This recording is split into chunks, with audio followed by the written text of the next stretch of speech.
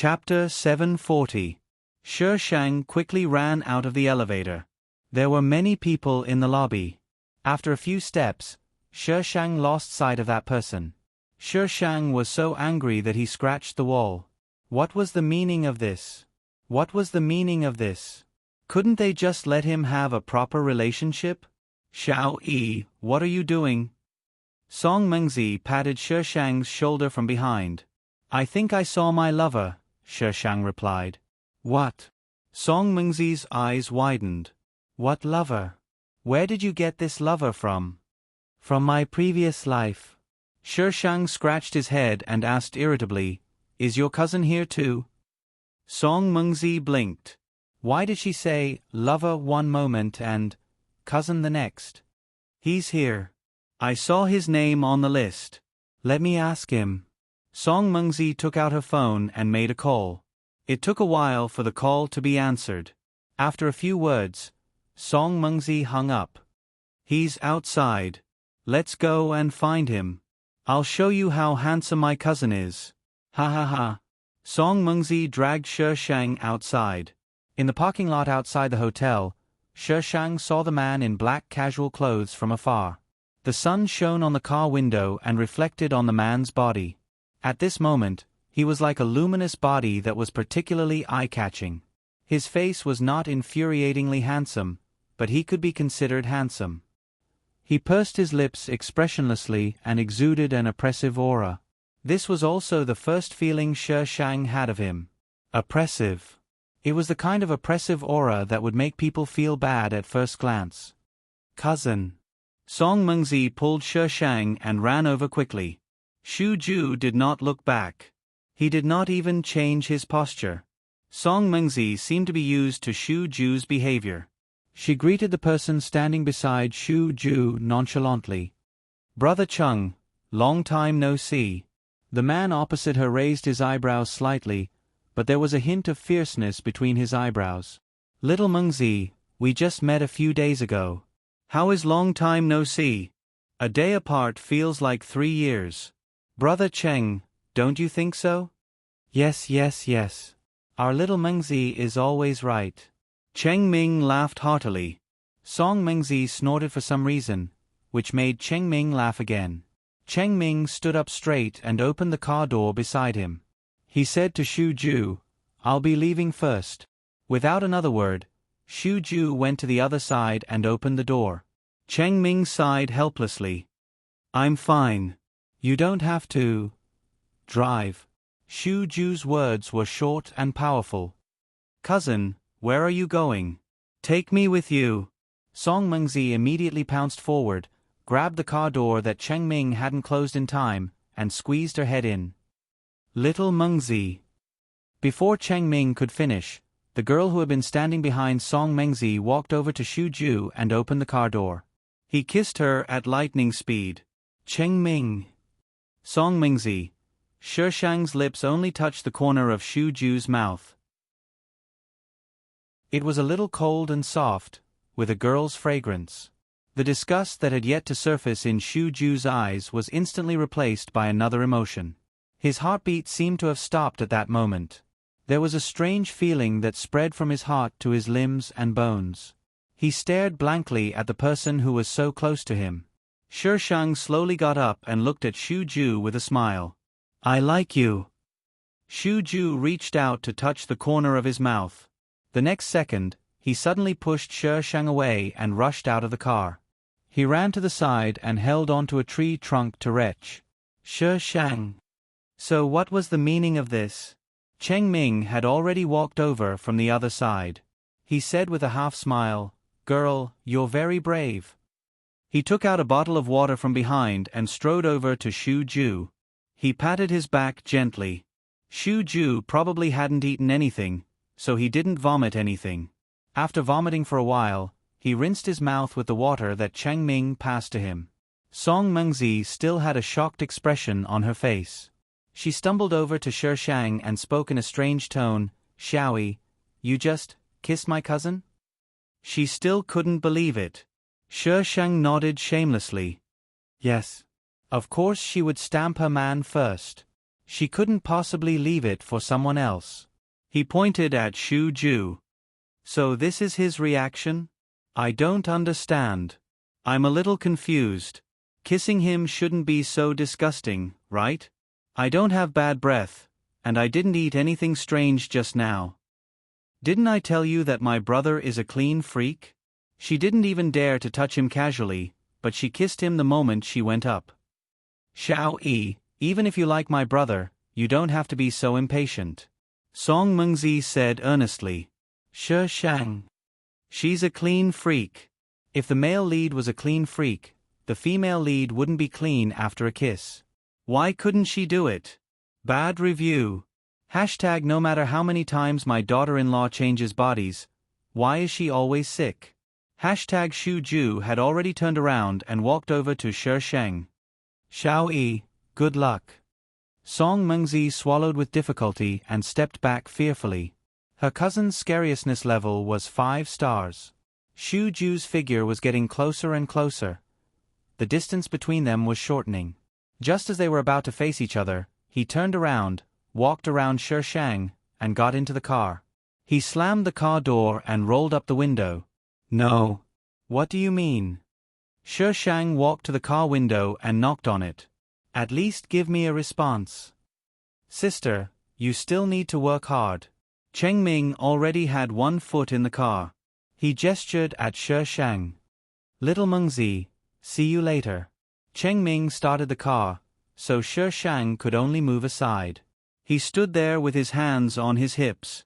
Why did he feel that Feng Ci needed to be taught a lesson?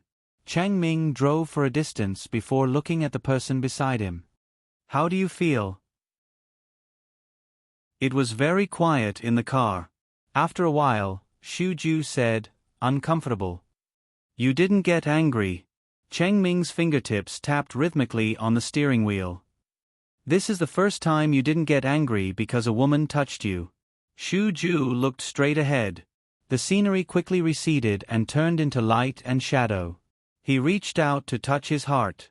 He didn't mean physical discomfort. His heart was uncomfortable.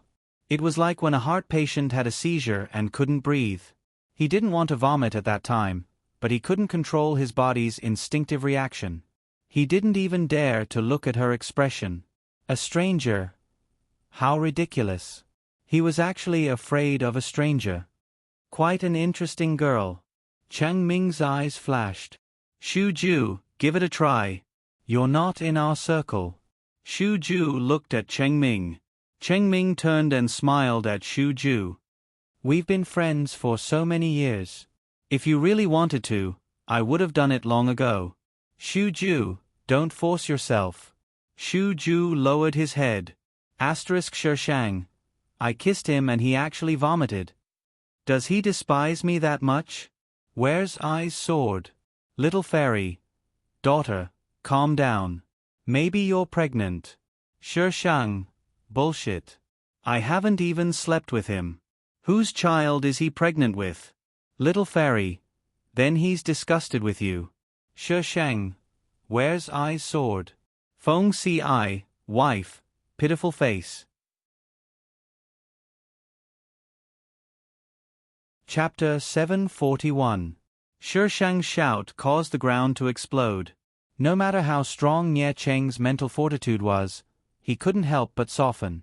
Xie Yan felt the emptiness in his body the most. However, someone was shining a flashlight on them. Xie Yan was so embarrassed that he wanted to find a place to hide. Hey! Isn't this Chief Editor Nie? Are you having a field battle here? The flashlight shone on the two of them. Both of them were wearing clothes. Nie Cheng didn't even take off his pants. Only Xie Yan's pants were off. Xie Yan was lying on top of Nie Cheng, so only his fair legs could be seen. Shi Shang moved the flashlight away and said slowly, I won't disturb you anymore. But keep your voice down. You're disturbing me. Xine. Nie Cheng called her name through gritted teeth. What are you doing? You want me to watch? Shi Shang threw the flashlight back. I don't want to hurt my eyes. Who the hell wants you to watch? Does this woman have any sense of shame? Xie Yan heard Nie Cheng's scolding and slowly realized that the voice was familiar. He didn't want Shi Shang to see him like this. After all, he was a man in front of Xine. But now, he looked like a woman who was being. Xie Yan wanted to leave, but how could he leave in this state? Shi Shang went back to his tent after he finished mocking Xie Yan. This bastard dared to work for her. Was he not afraid that he would lose his sex life? After Shi Shang left, Xie Yan got off Nie Cheng's body. He pulled up his pants and quickly went back to his tent. How could he face other people in the future? Nie Cheng looked at the tent that was almost completely dark. He clenched his fists. After the annual meeting, the author went back to his city and the editor went back to work. However, since that post, rumors started to spread in the circle. They said that Xie Yan slept with her. Then, Xie Yan was asked by Nie Cheng to work for him. After many recommendations, the news spread like wildfire. Everyone in the editorial department heard about it.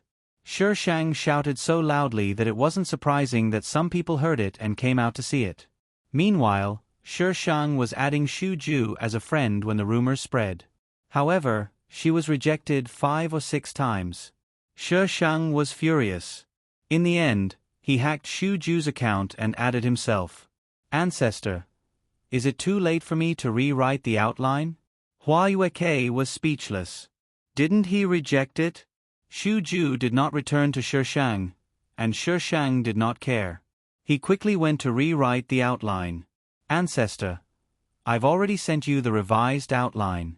On the other side of the computer, Xu Ju opened the email and saw the unusual email title. The grand outline. Xu Ju opened the email and downloaded the attachment.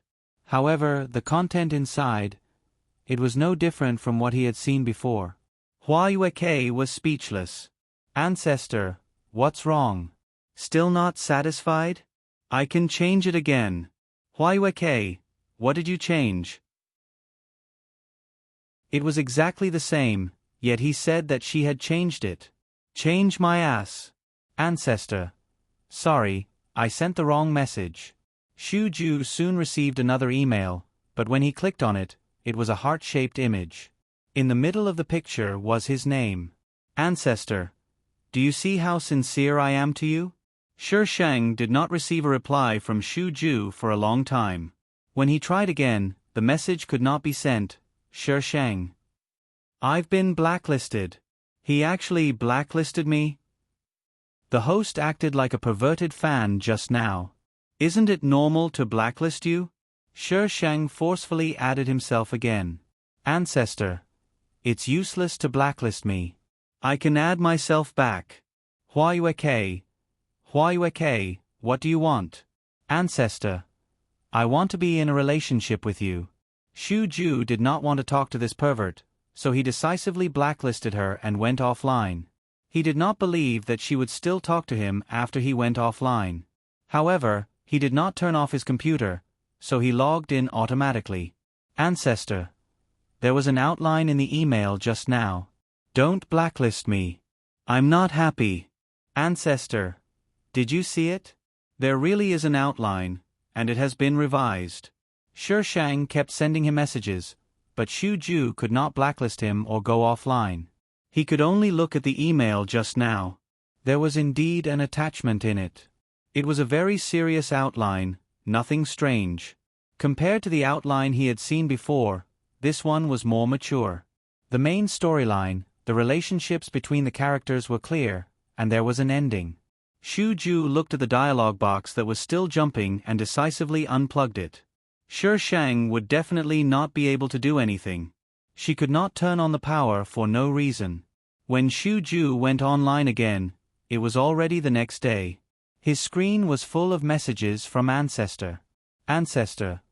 Hey, wife, you're online. Xu Ju almost turned off the power again. How did he become a wife?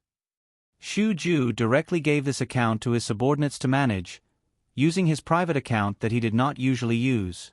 However, it was as if the other party had eyes and jumped to his private account in minutes. Yushi, what do you want? Ancestor. Chasing you. Yushi, I'm going to call the police if you do this again. Is this how you should be chasing someone? This is purely perverted. Ancestor, I'm not even willing to go to prison for you. What kind of true love is this? Go ahead and call the police. I'm not afraid. At most, I'll just be locked up for a few days. I'll be out soon. Yushi, I like men. Ancestor, what a coincidence. I like men too. Yushi. Shuju was in despair. He asked Cheng Ming to meet him. Cheng Ming came directly to the company. As soon as he entered the office, he saw Shuju sitting there with a terrible expression. What's wrong? Why did you call me here in such a hurry? Shuju turned the laptop in front of him to Cheng Ming. This person has been harassing me. Help me check her IP address. Cheng Ming raised his eyebrows and bent over to look at the records on the screen. Little fans these days are so crazy. She's an author? Yes. This is her pen name? Cheng Ming had already opened the website and searched for the word ancestor. Such a name was indeed enough. She's a contracted author. There's her information on the platform. Just look at it. Shuju did not know that Shi Shang had signed a book before. Hearing Cheng Ming's words, he looked at the computer. The novel that she had signed a contract for, Cheng Ming had already pulled up the information. She looks familiar. The identity card was a scanned copy, so it was a little blurry. XNE, do you know her? Shuju stared at the uglier identity card photo on the copy. Shuju said slowly, She's the girl who was with Meng Meng last time. The one who kissed you? Cheng Ming whistled casually and joked. This little girl is quite capable. Capable of harassing him? Shuju picked up the internal phone. Ask XINE from the editorial department to come over. When Shi Shang came in, Cheng Ming happened to leave. He winked at Shi Shang and mouthed, Good luck. Shuju. Yao Ling, there's a pervert harassing me. Yao Ling. Sorry, the number you dialed is not in service. Shuju, confused, continue dialing. Yao Ling. I've already transferred your call to your family. Shi Shang. Come back and cook. Shuju. Frightened.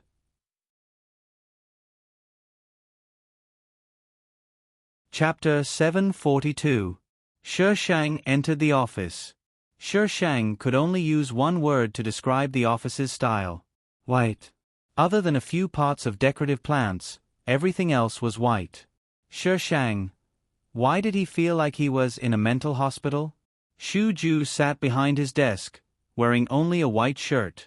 His sleeves were slightly rolled up, revealing his fair forearms. He pursed his lips slightly and looked at Shi Shang. Chief Editor Shu.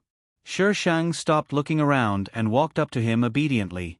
Shuju turned the laptop around. What do you want? Shi Shang glanced at him and said without changing his expression, Chief Editor Shu, I'm wooing you. Shuju stood up immediately. You're harassing me. Okay, it's harassment. Shi Shang admitted. I'm deeply sorry for the inconvenience. To express my apology, I'll treat Chief Editor Shu to a meal. Shuju. Shi Shang's eyes curved into crescents as she smiled. She looked harmless, just like a little girl who was not deeply involved in the world. The strange feeling from before came again. He had never had that kind of dream since high school. But after meeting her last time, he had a few consecutive nights. And that person was standing right in front of him. Shuju seemed to smell a faint fragrance from the girl in front of him. It was exactly the same smell as in his dream. Shuju lowered his gaze. No need. He sat back down and turned the laptop back to him. Don't do this kind of thing again. Shi Shang took a few steps forward. How can I do that? If I don't treat you to a meal, how can I express my apology? Get out. Okay. I'll get out.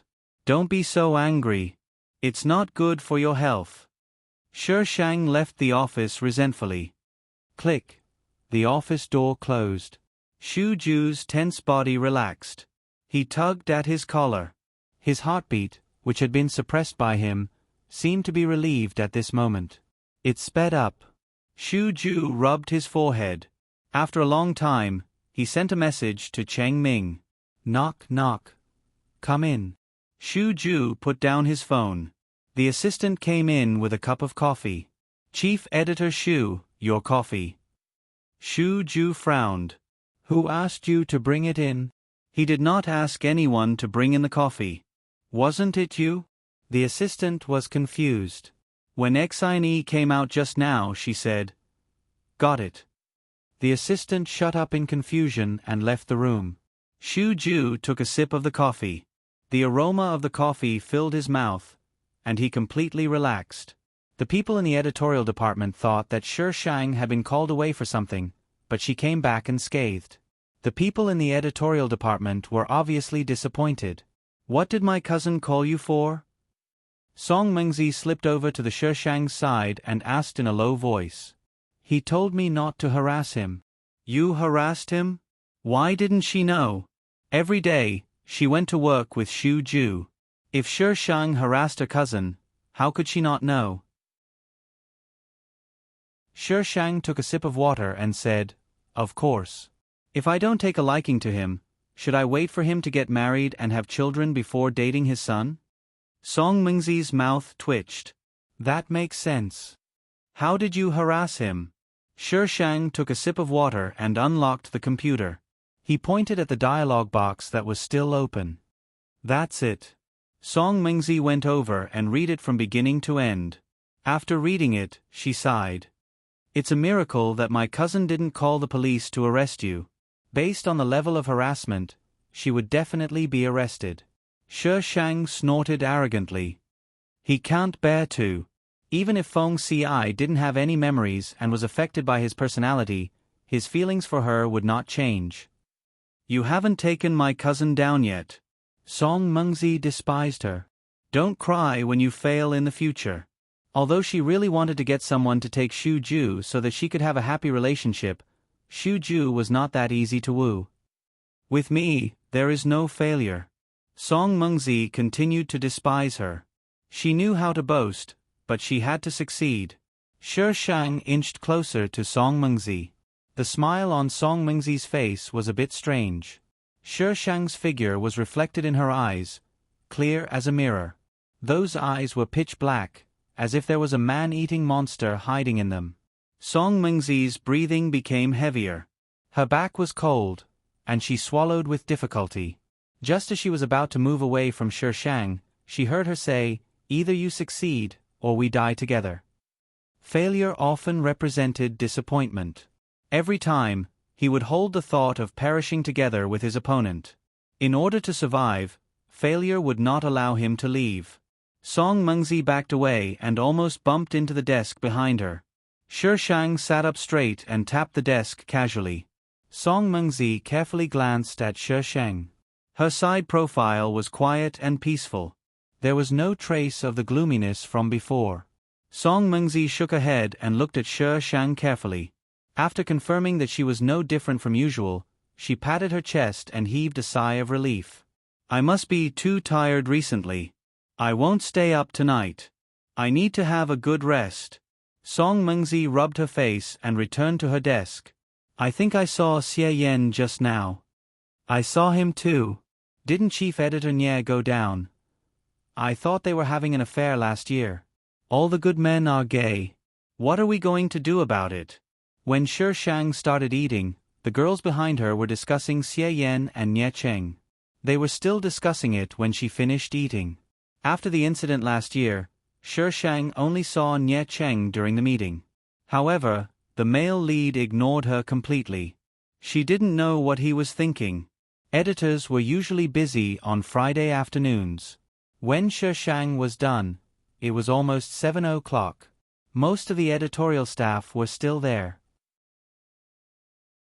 Song Mengzi, who was just a bystander, was still chatting enthusiastically with the author. Anyway, Shi Shang didn't see her working seriously. Beep, beep. Shi Shang was about to turn off the computer when a message came in. Shi Shang opened it. Oh Lu, is editor here? Deep ice? She had some impression of Olu. She was a rising star in Tan Maywan. Olu. Editor, someone copied my story. I made a palette. Olu sent a few pictures to Shi Sheng. Olu. I released it earlier than him. Whether it's the plot or some of the descriptions, he copied me. Shi Sheng looked at the pictures. They were screenshots of Xie Yan's new book, Don't Flirt with the Innocent. It was the same as Olu's, Guru, I Want to Marry You. The content was highly similar. Shi Sheng opened the comment section of Xie Yan's book. It was full of comments about his plagiarism. Although Olu was a newcomer, she had a lot of fans.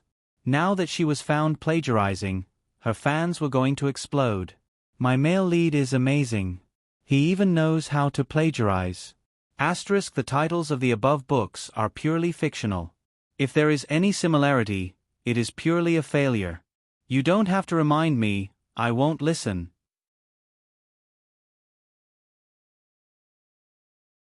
Chapter 743. The news of Xie Yan plagiarizing a newcomer spread like wildfire in the writer's circle. As Olu's editor, Shi Sheng had to fight for the interests of his writers. However, Nie Chang was in charge of Xie Yan, so he had to deal with him. Shi Sheng looked at the time. He replied to Olu. Deep well ice. I'll take care of it. Olu. Thank you, editor.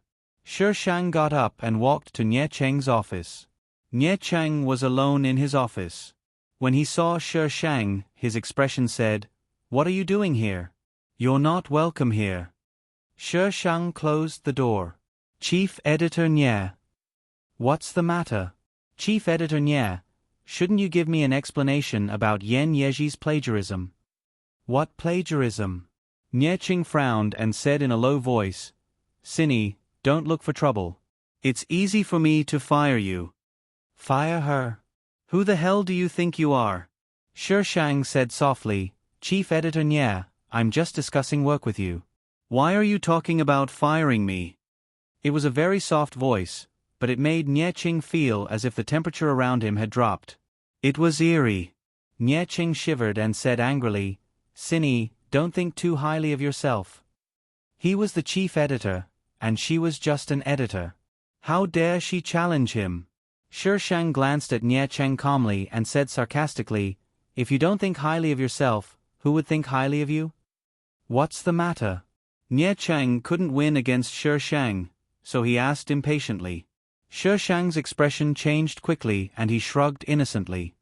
I've already said that Chief Editor Nie is sick and needs to be treated. Nie Cheng's eyes flashed with malice, but he wasn't as angry as before. You said plagiarism. Do you have evidence? I've already sent you the document. You can take a look. He wouldn't say anything without evidence. Nie Cheng took a few deep breaths and opened his email. He found the document sent by Shi Sheng. Nie Cheng's expression became uglier and uglier as he read the emails. Chief Editor Nie, are you trying to cover for him again? Shi Sheng paused. It's normal for you to cover for him. After all, he's your lover. Shut up. Nie Cheng scolded as he glanced outside. This was the company.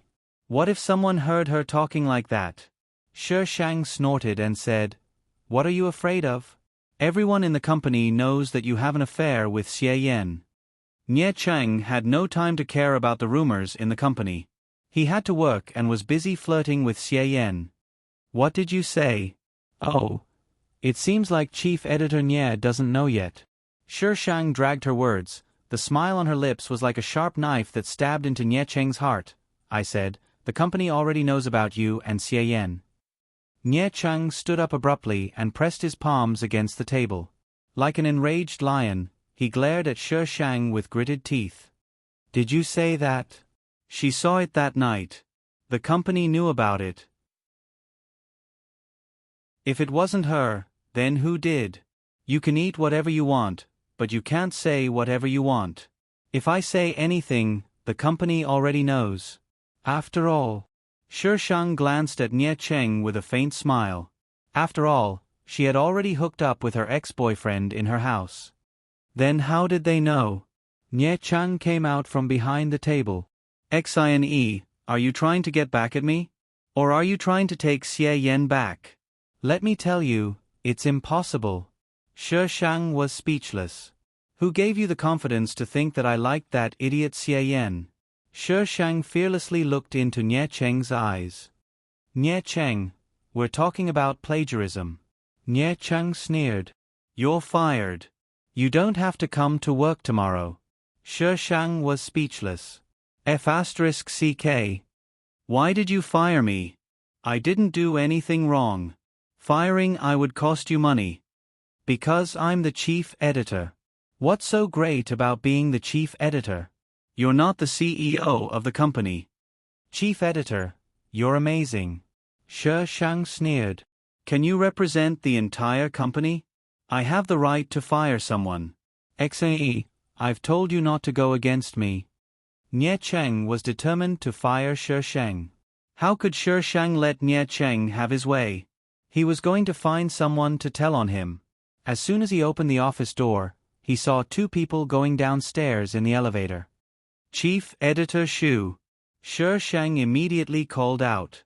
Xu Ju instinctively turned around and saw Shi Shang waving at him with a smile. Cheng Ming, who had already entered the elevator, popped his head out to take a look. Then he got out of the elevator and pushed Xu Ju towards Shi Shang. Young lady, why are you still in the company so late? You're so dedicated. How about I give you an award at the end of the year? Cheng Ming always spoke with a hint of sarcasm. Shi Shang pursed his lips and looked at Xu Ju with his sparkling eyes. Someone wants to fire me for revenge. Chief Editor Xu, you can't just watch a good employee like me get fired like this, right? Xu Ju's gaze met Shi Shang's for only a second before he looked away. Who wants to fire you? Cheng Ming looked behind Shi Shang. It wasn't clear what he saw, but his expression suddenly darkened. The sharpness between his brows lost its concealment. Xu Ju followed Cheng Ming's gaze. Nie Chang stood at the door with a complicated expression on his face. He looked like he was filled with hatred and jealousy. Shi Shang was a little confused. What was going on? Cheng Ming suddenly turned around and whispered in Xu Ju's ear, I'll wait for you downstairs. Although his voice was soft, Nie Chang still heard it. He instinctively chased after him and then stopped with a complicated expression on his face. He happened to stand beside Shi Shang. Who wants to fire you? Xu Ju did not show any abnormality because of Cheng Ming's departure. It's him. It's him. Shi Shang pointed at Nie Cheng, who was still a little out of it. He wants to fire me for revenge. The little expert of tattletale came online. When there was a chance to tattletale, one had to do it. Who knew if one would be in trouble the next second? Forgive me for not being convinced by my host's logic. What kind of twisted logic is this? Nie Cheng came back to his senses and shouted, Xae. What? Aren't you the one who wants to fire me? Shi Shang turned around and glared at him. Why are you so loud? I'm not sick. I can hear you. Why did you fire her? Xu Ju looked at Nie Cheng. Xu Ju felt that firing her was the right choice, but he did not know why, but when he thought of not being able to see her in the company, he felt very uncomfortable. Nie Cheng did not expect Xu Ju to stand up for Shi Shang. The two of them did not have much interaction. Why did he help her? She's my employee. What I want to do is none of your business. Shi Shang. Someone bullied me. Feng Ci. You're not the one who bullied others? Shi Shang. I'm not a bully. Little Fairy. You're a murderer. Shi Shang. Draws sword, little fairy. Look, look. Feng Ci. No matter what my wife is like, I like her.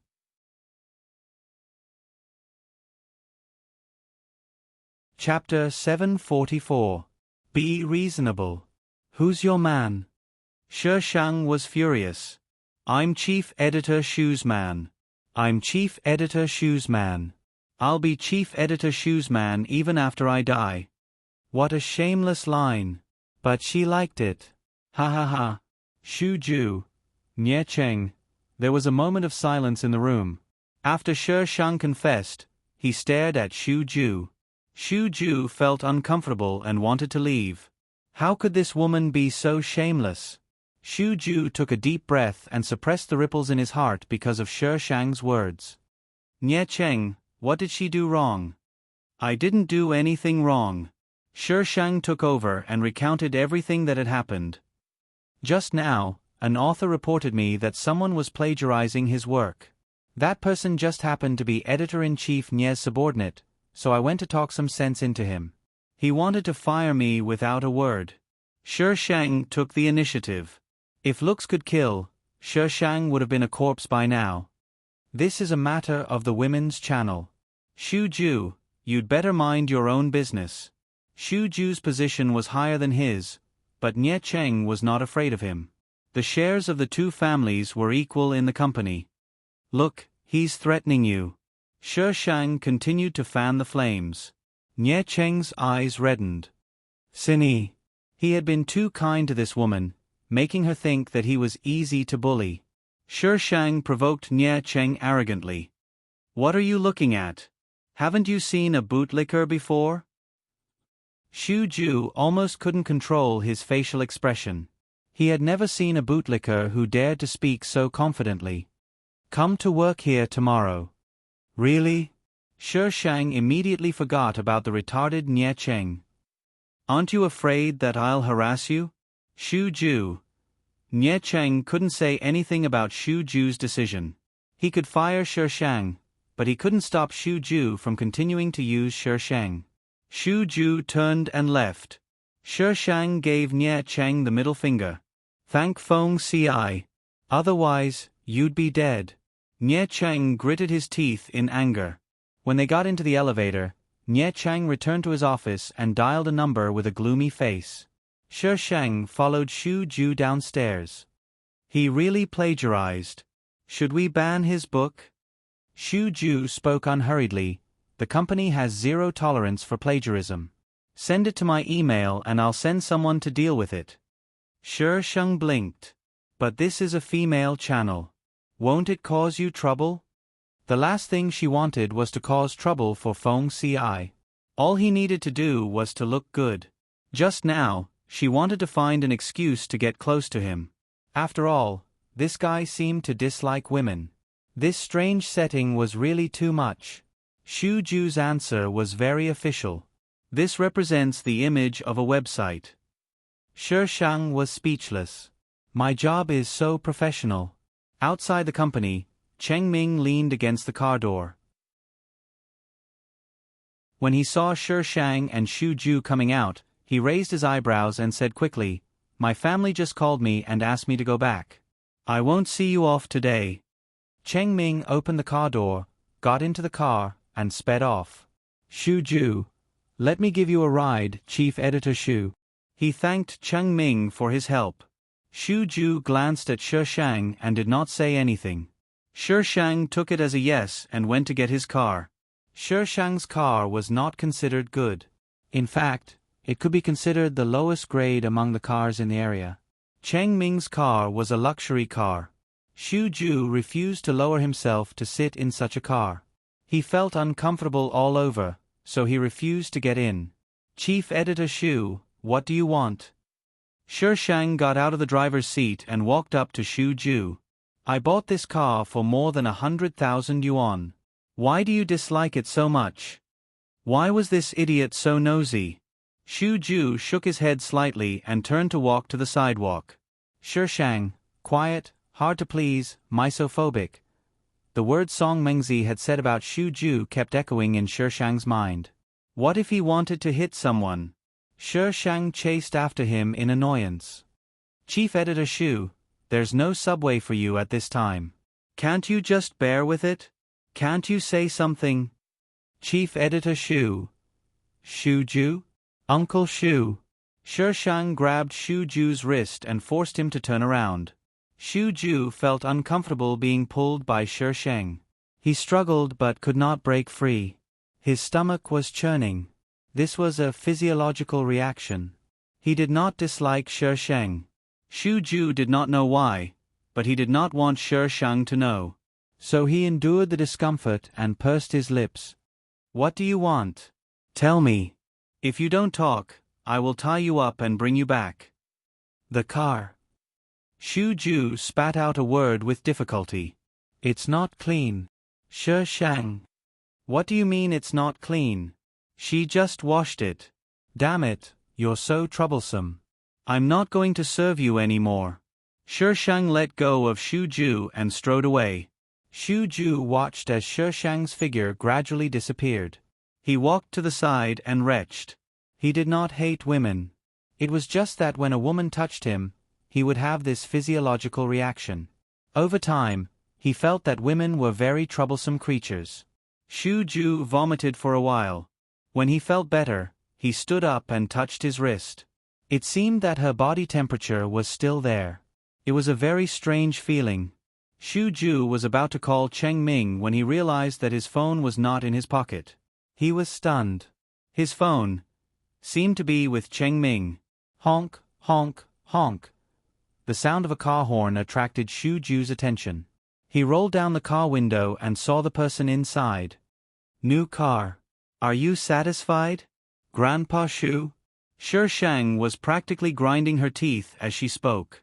Fortunately, there was a 4S shop nearby. Otherwise, Shi Shang would have really left this guy here. Xu Ju hesitated for a few seconds before opening the car door and getting in. Address. Xu Ju silently set up the car's navigation system. Shi Shang. My chief editor, you are amazing. Can't you open your mouth to speak other than when you're working? Shi Shang walked Xu Ju to the door of the apartment and looked outside. Chief Editor Xu, do you need someone to warm your bed? It's free. Xu Ju's hand that was opening the car door paused. He stared at the brightly lit apartment outside. After a while, he turned his head. However, the moment he turned his head, he met Shi Shang's lips. Unlike the first time, Shi Shang gently bit him. Xu Ju's body stiffened for a moment. He only felt the softness on his lips. Something in his heart wanted to break through the seal and see the light again. However, in the next second, his stomach started to churn. He felt as if something was crawling all over his body. The result was self-evident. Xu Ju vomited again. Xu Ju had already vomited once. At this moment, his face was pale as if he wanted to vomit out his stomach.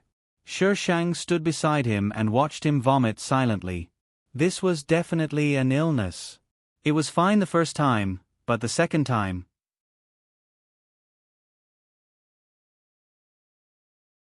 Chapter 745.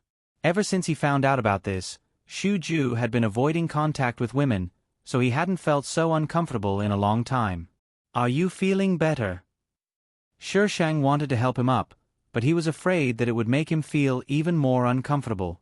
He had seen all kinds of weird people with allergies, but this was the first time he had seen someone with an allergic reaction to a woman. Xu Ju shook his head and took a sip of water. Before he could swallow it, he spat it out again. He held the bottle against the headlights and silently put the cap back on. Shi Shang. What did he mean by that?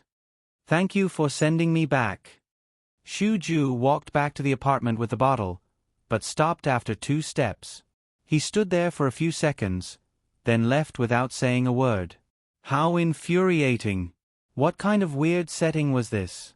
Couldn't it be a normal one? She wanted a normal and cute Feng Ci. Shi Shang scratched his head in frustration as he watched Xu Ju walk into the apartment and disappear around the corner. Shi Shang went home gloomily. He told O Lu about the results and sent the documents to Xu Ju. Xu Ju received them quickly, but he didn't say anything. That idiot. Shi Shang pushed his computer away angrily and got up to take a shower. When he came out of the shower, he glanced at his computer and saw Xu Ju's profile picture jump. Shi Shang dried his hair and clicked on it. Yushi, done. There was no other message other than these 3 words. Shi Shang was about to type when a row of words jumped out. Then, the profile picture dimmed. Yushi, I don't dislike you. It's because of my body. Sorry. Shi Shang's anger finally subsided a little. If he didn't explain, she was going to kidnap him tomorrow. Ancestor, I think we need to practice more. Maybe you won't vomit when you get used to it. Shu Ju didn't go offline. There was only this message on the screen. He looked at the words that jumped out and touched his lips.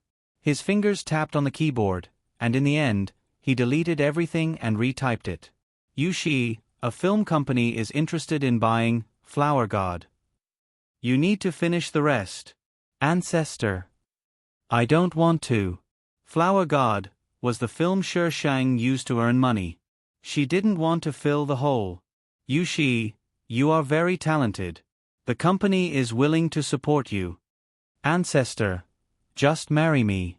Yushi, think about it. Send me the main text of Gusu excursions tomorrow. Ancestor. Grandpa.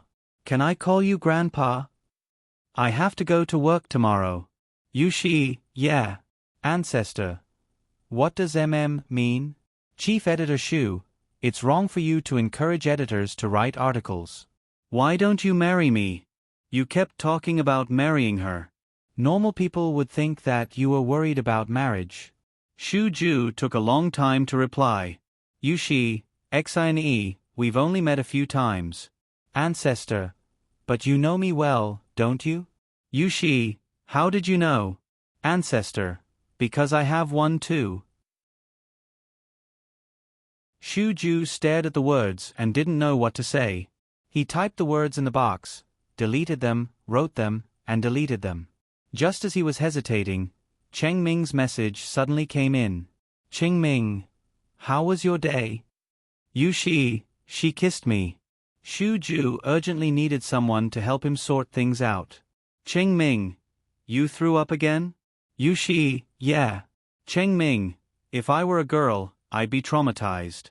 I kissed you twice and you threw up. Yushi, she didn't mind at all. At least he didn't see anything on her face.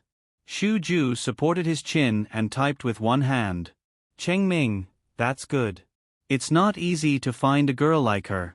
Don't miss out. Yushi, Cheng Ming. Cheng Ming, yeah? Yushi, I'm really not? Cheng Ming, why don't you believe me? You. Forget it. Do you want to try? I'm coming over now. If you can accept me, then I have nothing to say. Don't worry, I'll be responsible for you. Yushi, I'll think about it. Shu Ju only realized that the names were different after replying. Ancestor. You can think about it. Let me pursue you. Yushi, I'll think about it. Shu Ju held his forehead and switched to Cheng Ming's chat. Yushi, no need. Cheng Ming. Ha ha ha, are you scared? Cheng Ming. I've been in this circle for so many years. I can tell who's who.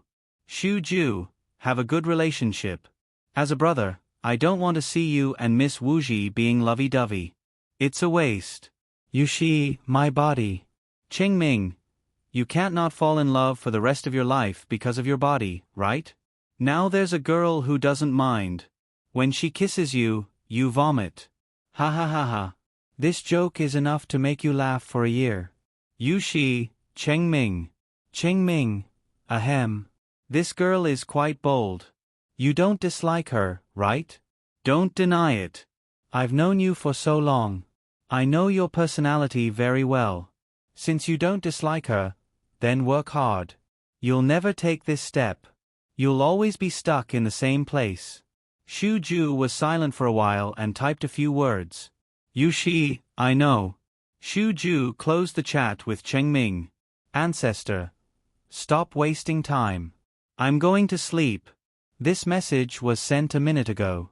Shu Ju stared at it for a while before closing the chat. Shu Ju slept late the first night and was late the next day. Song Mengzi kept chattering in his ear. Cousin, why do you look so haggard today? What did you do last night? Shu Ju parked the car expressionlessly and unbuckled his seatbelt. Song Mengzi quickly followed. Cousin.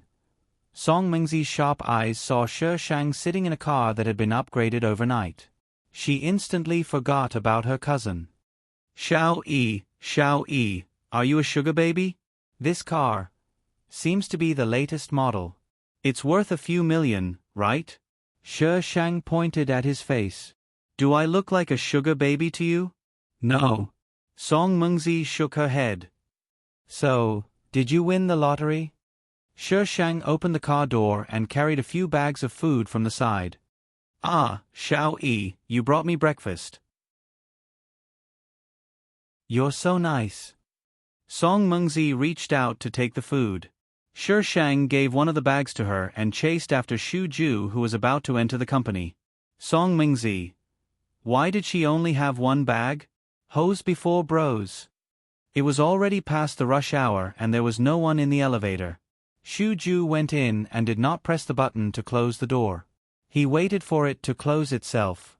The door closed. Just as the elevator door was about to close, a figure rushed in. Good morning, Chief Editor Xu. Xu Ju lowered his eyes slightly and glanced at her face quickly. He forced himself to be calm and nodded. I brought you breakfast. Shi Shang waved the bag in his hand and handed it to him with a smile. Xu Ju looked at the labels on the bag. They were all the restaurants he usually ate at.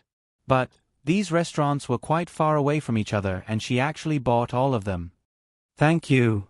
Xu Ju reached out to take it. As a qualified suitor, this is a must. What do you think, Chief Editor Xu? Xu Ju's fingers tightened and the bag made a slight noise.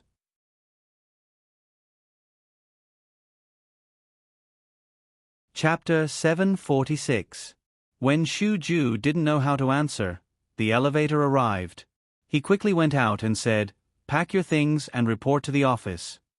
Shi Shang shrugged as she watched Xu Ju's slightly flustered back. No matter how I look at it, it's fun. Shi Shang went to the editing department to pack his things. The people there didn't know what had happened and looked at him strangely. Song Mengzi rushed in with a pastry in her mouth. Xiao Yi. After shouting, she realized that something was wrong. She looked carefully and saw Shi Shang packing his things. Song Mengzi immediately rushed out and swallowed the pastry in her mouth. Xiao Yi, why are you packing? Song Mengzi left early yesterday and didn't know what had happened. The others also pricked up their ears and waited for Shi Shang's answer. Shi Shang hooked his finger at Song Mengzi. Song Mengzi leaned over knowingly, the expression on her face changing. Really? Shi Shang put the last item into the box and nodded slightly. Amazing. Looks like I have to change my way of addressing you. Song Mengzi gave Shi Shang a thumbs up. Change fee. Remember. Song Mengzi put her arm around Shi Shang's shoulder and walked out of the editing department. The rest of the people were confused. What was going on? After they left the editing department, Song Mengzi went back to the car. But I still want to ask, where did you get your car? I bought it. Why would I steal it? It's millions. She couldn't afford it and had to ride on her cousin's car every day. Sometimes, she couldn't get on and had to squeeze into the subway. She was so pitiful. If your brother wants it, I'll buy it even if it's tens of millions, Shi Shang complained. I drove the car last night and he didn't get in. I told you that he's hard to please. It's not too late to change your mind. Girl, don't jump into the fire pit. Shi Shang sighed. I'll jump into the fire pit even if it's a mountain of swords or a sea of flames. He was Feng Ci after all. Song Mengzi. They hadn't even started dating yet and he was already swearing to be with her through life and death? This was not in line with the normal routine. Chief Editor Nye, that's about it. Shi Shang and Song Mengzi turned the corner and bumped into the person in front of them. A cold smile appeared on Nye Cheng's face. He walked past her with his men, bringing along a gust of cold wind. Pretentious. Song Mengzi snorted. Nye Cheng wanted to stir up trouble. The last thing I'm afraid of is causing trouble. Song Mengzi sent the Shi Shang to Xu Ju's office. When she turned around, she saw a few girls who were pretending to follow behind her. After being caught by Song Mengzi, these girls immediately turned and left. When Shi Shang entered Xu Ju's office, Xu Ju was already working. The breakfast she bought was placed beside him, untouched. When she entered, Shuju only raised his head to look at her, then casually lowered his head and quickly finished knocking. "Aren't you hungry?" Shuju was puzzled for a moment before he reacted, "I don't have time. They're all cold." Shishang leaned forward and touched the bags. "Do you have a microwave? I'll warm it up for you." Shuju pointed outside. Shishang took the bags out and asked the assistant outside where the microwave was. The assistant was dumbfounded. Wasn't he the one doing this in the past? Although it was strange, the assistant still pointed to the location for Shishang. Shishang took the bags back in. Shuju was still working. "Eat first." Shishang knocked on the table. Shuju didn't refuse. He got up and walked to the sofa beside him. Shuju usually didn't eat breakfast. Sometimes it was because he couldn't afford it, and sometimes it was because no one bought it. Song Mengzi was a foodie. The breakfast she bought wasn't even enough for herself. Why would she care if her cousin ate or not? I've eaten." Shishang opened the bags for him and flipped his fair hands in front of him. "I washed my hands and disinfected them. They're very clean. Look." "Okay." Shuju lowered his head and ate his breakfast quietly. His stomach was a little uncomfortable. Shuju endured the discomfort and quickly finished his breakfast. Her assistant brought her a cup of coffee. Shishang took it and took a sip. "That cup. Why do you drink coffee in the morning? It's not good for your health." Shuju looked at the cup in her hand. His lips pursed and his Adam's apple bobbed a few times. He didn't say anything. Shishang helped him finish his coffee. Shuju also finished his breakfast. Shuju went to the bathroom for a while. When he came out, there was no smell of food on him. He sat behind his desk with a pale face. "I've seen your interview video. Is it okay for you to be in charge of the mail channel?" Shishang glared at him. "Isn't it good for me to be your personal assistant?" "What mail channel?" "A bunch of studs." He wanted to spit at them. After being spat at by her, would they still have the courage to write? "I have an assistant." Shuju paused. He didn't want to admit it. "You'll affect me. I won't say anything, okay?" Shishang pursed his lips. "You can leave the company." Shishang quickly surrendered. Fine. I'll take the mail channel. As long as I can see you. I'll snatch you back when I'm tired of you." Shuju called an internal line and asked someone to come in and pick him up. After hanging up the phone, Shuju remembered what he said last night. "What about your text?" "I don't want to write," Shishang answered uninterestedly. What was there to write? She didn't even manage to get a man. Shuju didn't say anything. He lowered his head and busied himself. In fact, he didn't do anything. Her presence here would indeed affect him. He couldn't concentrate. The mail channel staff came to pick him up. Everyone had met each other during the meeting, so there was no need for a self-introduction. However, when they saw a female channel editor being transferred to the male channel, they were still a little stunned. Shishang left the office. Shuju sat for a while and asked his assistant to bring him a cup of coffee. Of course, the cup was the original one. Shuju looked at the steaming hot coffee. When the coffee was cold, he slowly reached out, picked up the coffee, and brought it to his mouth. The moment his lips touched the edge of the cup, he felt nauseous. Shuju put down the cup and strode to the bathroom. He almost vomited everything that he had eaten just now. He endured it and didn't let her find out. Shuju held the sink and lowered his head. Suddenly, he punched the sink. He washed his face with cold water and drank the coffee in one gulp. When the cold liquid entered his esophagus, it seemed to chill his heart. However, before the liquid could completely enter his stomach, Shuju vomited it all out. Shuju asked his assistant to bring him more coffee. The coffee seemed to be tasteless and only made him nauseous. The assistant brought him more coffee 5 or 6 times. When Shuju asked him to continue, the assistant couldn't help but advise him, "Chief Editor Shu, this coffee. Don't you think you drank too much?" He didn't even know how to drink plain water. How could he tolerate drinking it like this? Drinking too much coffee would cause trouble. Continue. The assistant hesitated for a moment. Yes. Sher Shang. What if the man doesn't let you sleep with him? Little fairy, most likely, he's just acting. Just give him a beating. Sher Shang, you're right. Come here and let me beat you up. Little fairy. What does it have to do with me? Sher Shang, if you don't sleep with your son-in-law, who will I beat up if not you? Little fairy, you're the one who didn't work hard. How can you blame me? I'm not your scapegoat. Sher Shang, drawing his sword.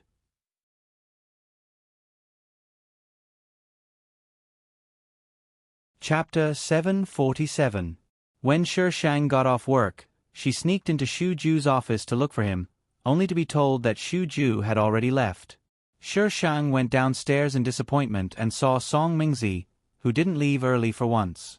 Xiao Yi, is the mail channel fun? You didn't see Nye Cheng's face today. Ha ha ha, it's so funny.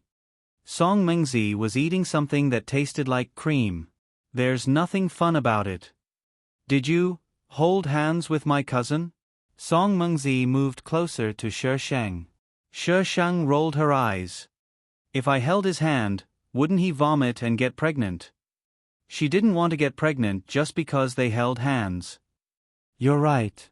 My cousin's weird body constitution makes him feel nauseous for half a day when a woman touches something. Song Mengzi muttered. I saw that my cousin's face was especially pale just now. Did you do something to him? No. Sher Shang frowned. She suddenly remembered that his face was a little pale after breakfast this morning. He felt nauseous for half a day when she touched him.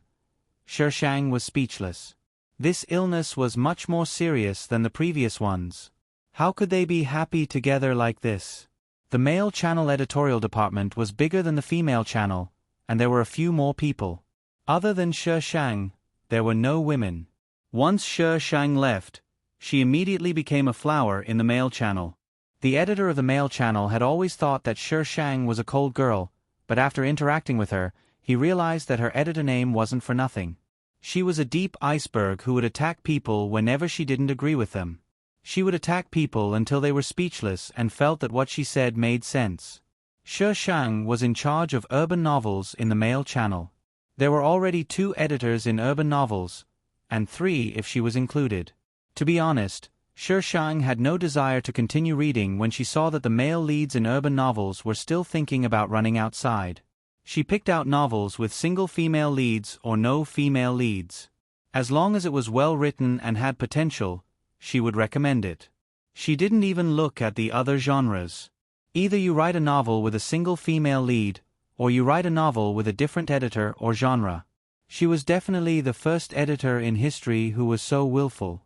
Soon, a storm of single female leads started on the website. Of course, this was a story for another time. As for Xu Ju, other than when she delivered breakfast every day, she rarely saw him at other times, not to mention Xu Ju's business trips every 3 to 5 days.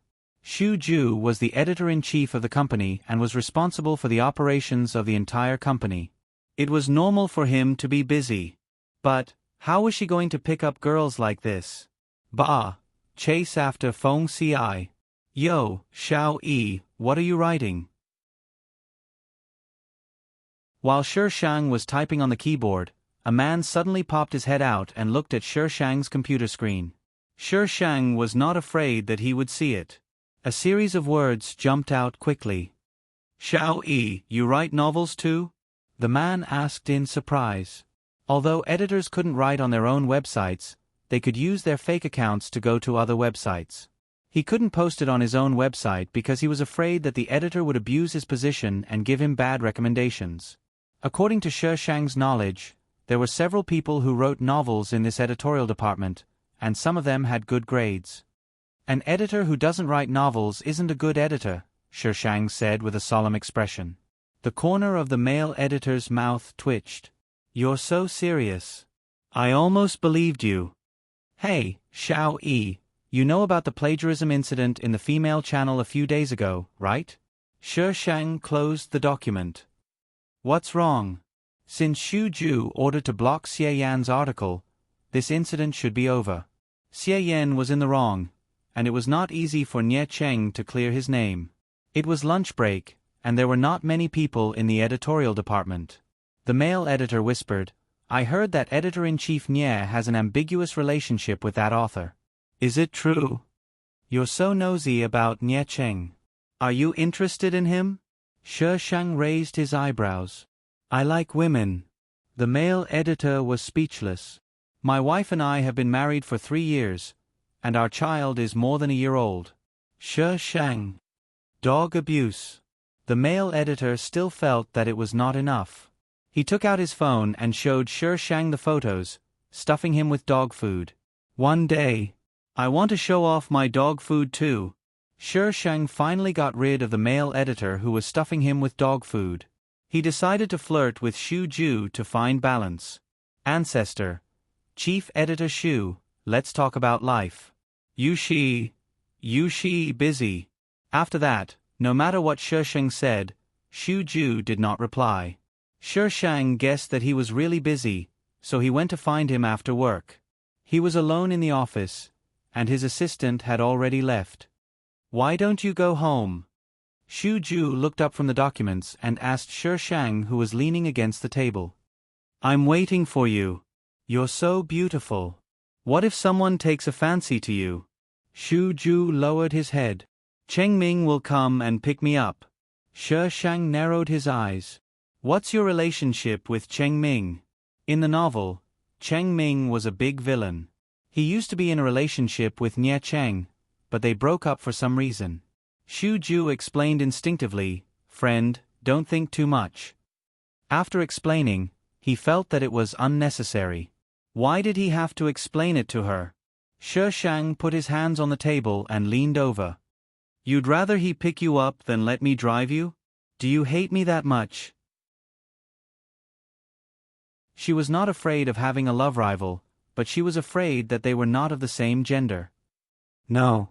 Xu Ju retorted. His voice was a little loud, but he probably realized it himself and lowered his voice. I don't hate you. He did not know how to get along with her. Then I'll send you home. That's all. The domineering CEO Shi Shang was online. Xu Ju was silent for a while. He packed his things and prepared to take them home. Shi Shang did not dare to touch his things, so he could only let him pack up by himself. At this time, the whole building was empty. Shi Shang and Xu Ju walked out of the office and passed by the editorial department of the women's channel. When they reached the door of the editorial department, they suddenly heard a sound coming from inside. To Shi Shang, it was easy to tell what that voice was. Men and women, that's all. The sound was getting louder and louder, making people blush. Xu Ju felt uncomfortable and quickly walked to the elevator. After entering the elevator, Xu Ju's body was still tense. Shi Shang turned to look at him, but Xu Ju avoided his eyes. On the way back, Shi Shang felt that Xu Ju was avoiding him. Chief Editor Xu, remember to call me if you need someone to warm your bed. Shi Shang shouted at Xu Ju's back. Xu Ju seemed to stagger and quickly left in the direction of the car's headlights. When the car's headlights disappeared, Xu Ju let out an uncomfortable breath. The whole car was filled with her scent. This was the reason why he did not want her to send him home. He was afraid that he would vomit if he could not hold it in. When Xu Ju reached home, he poured himself a cup of water and drank it quickly. After a slight nausea, he did not feel like vomiting. Some instincts could be controlled, even if it was a physiological reaction. Feng Ci. Why am I sick? Little fairy. Because you are sick. Feng Ci.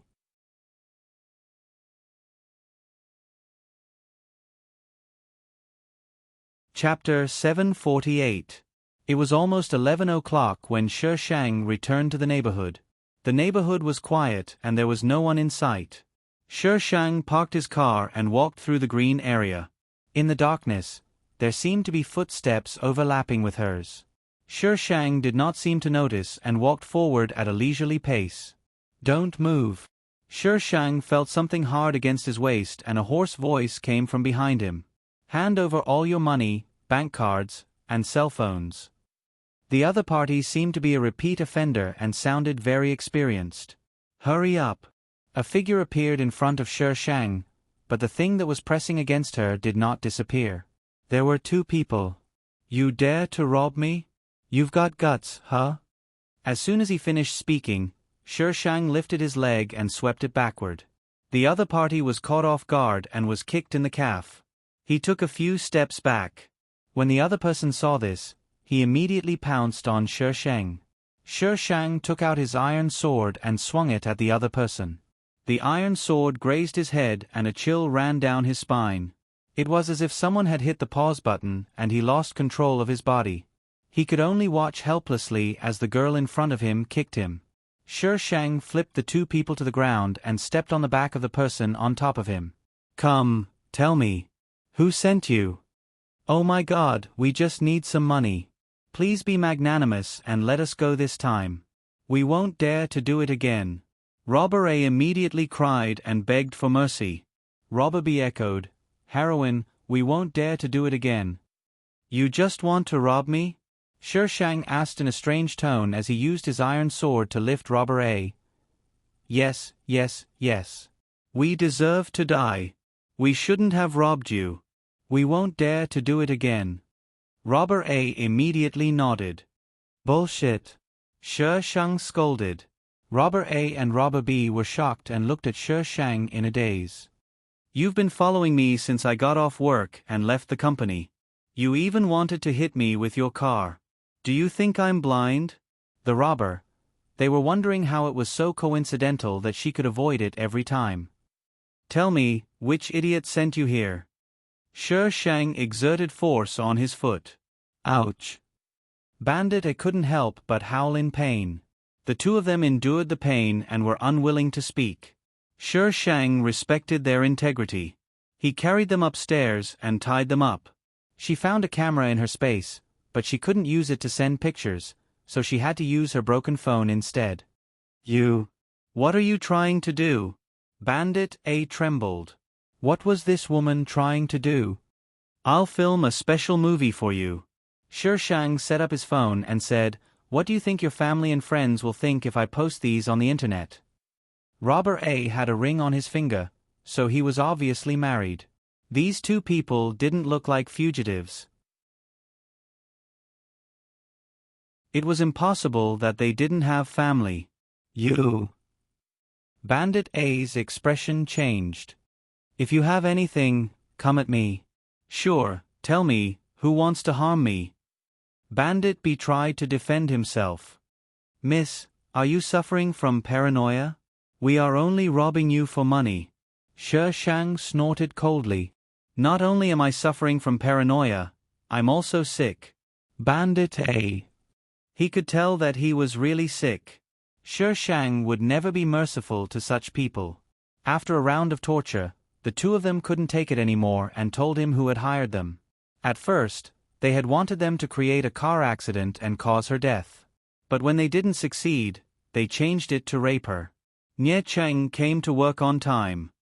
Get ready for the meeting. Nie Cheng ordered his assistant as he entered the office. Yes. Nie Cheng walked into the office and the boss chair suddenly turned around. Chief Editor Nie, I've been waiting for you for a long time. Nie Cheng looked at the office door and then at Shi Shang. His eyes were filled with complex emotions. He said in a low voice, Who let you in? Shi Shang's lips tugged into a smile as she pressed the play button on her phone. It's Nie Cheng. Nie Cheng hired us. We were only doing it for the money. He ordered us to do it. It's Nie Cheng. Nie Cheng hired us. We were only doing it for the money. He ordered us to do it. It's Nie Cheng. Shi Shang pressed the pause button and looked at Nie Cheng, whose face was dark. He said softly, Chief Editor Nie, are you trying to kill me? XNE, don't talk nonsense here. Get out of here. Nie Cheng pointed at the door. Don't think that I can't do anything to you just because Shu Ju is protecting you. Shi Shang stood up and put his phone in his pocket. His fingertips brushed the edge of the table and he walked out slowly. There was a faint smile on his face. It floated on the surface, but it didn't reach his eyes. His eyes were like a 1,000-year-old lake, emitting a cold aura that didn't cause the slightest ripple.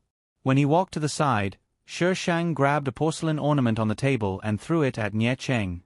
F***CKU, how dare you hire someone to kill you? You're awesome. Nie Cheng didn't expect that Shi Shang would suddenly hit him.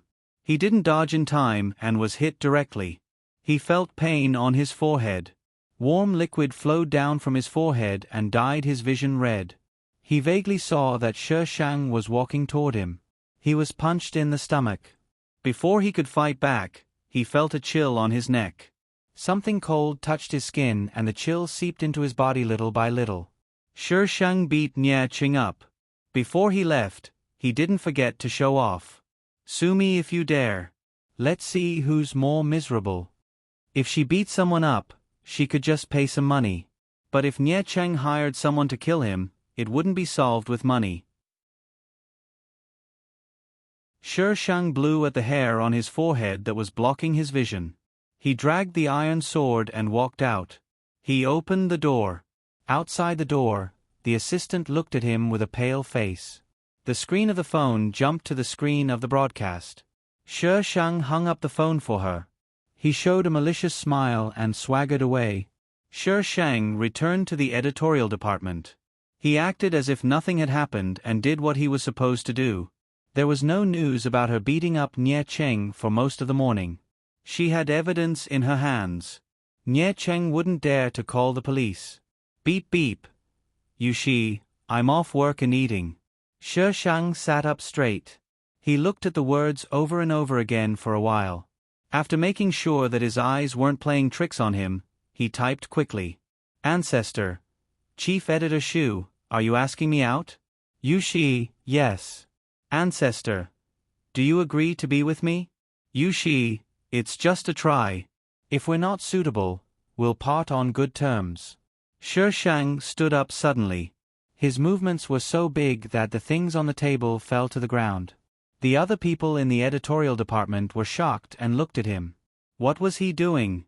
She was startled and frightened, and it was very scary. There are always idiots who want to hurt me. Please let me calm down. Hurry up.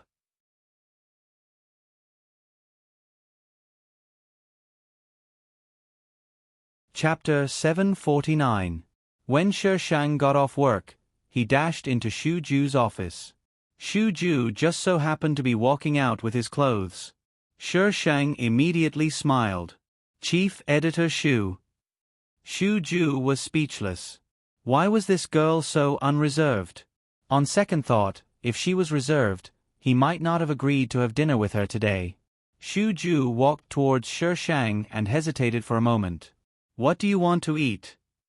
Shi Shang replied with a smile, We'll eat whatever you want. Shu Ju did not see any embarrassment on Shi Shang's face. She looked at him affectionately. Shu Ju opened the door for her and gestured for her to leave. The two of them left the office. On the way out, they met some employees who had just gotten off work and were pointing at them. Is XINE really together with Chief Editor Shu? Isn't Chief Editor Shu Ju Song Mengzi's? Song Mengzi treats XINE as a friend.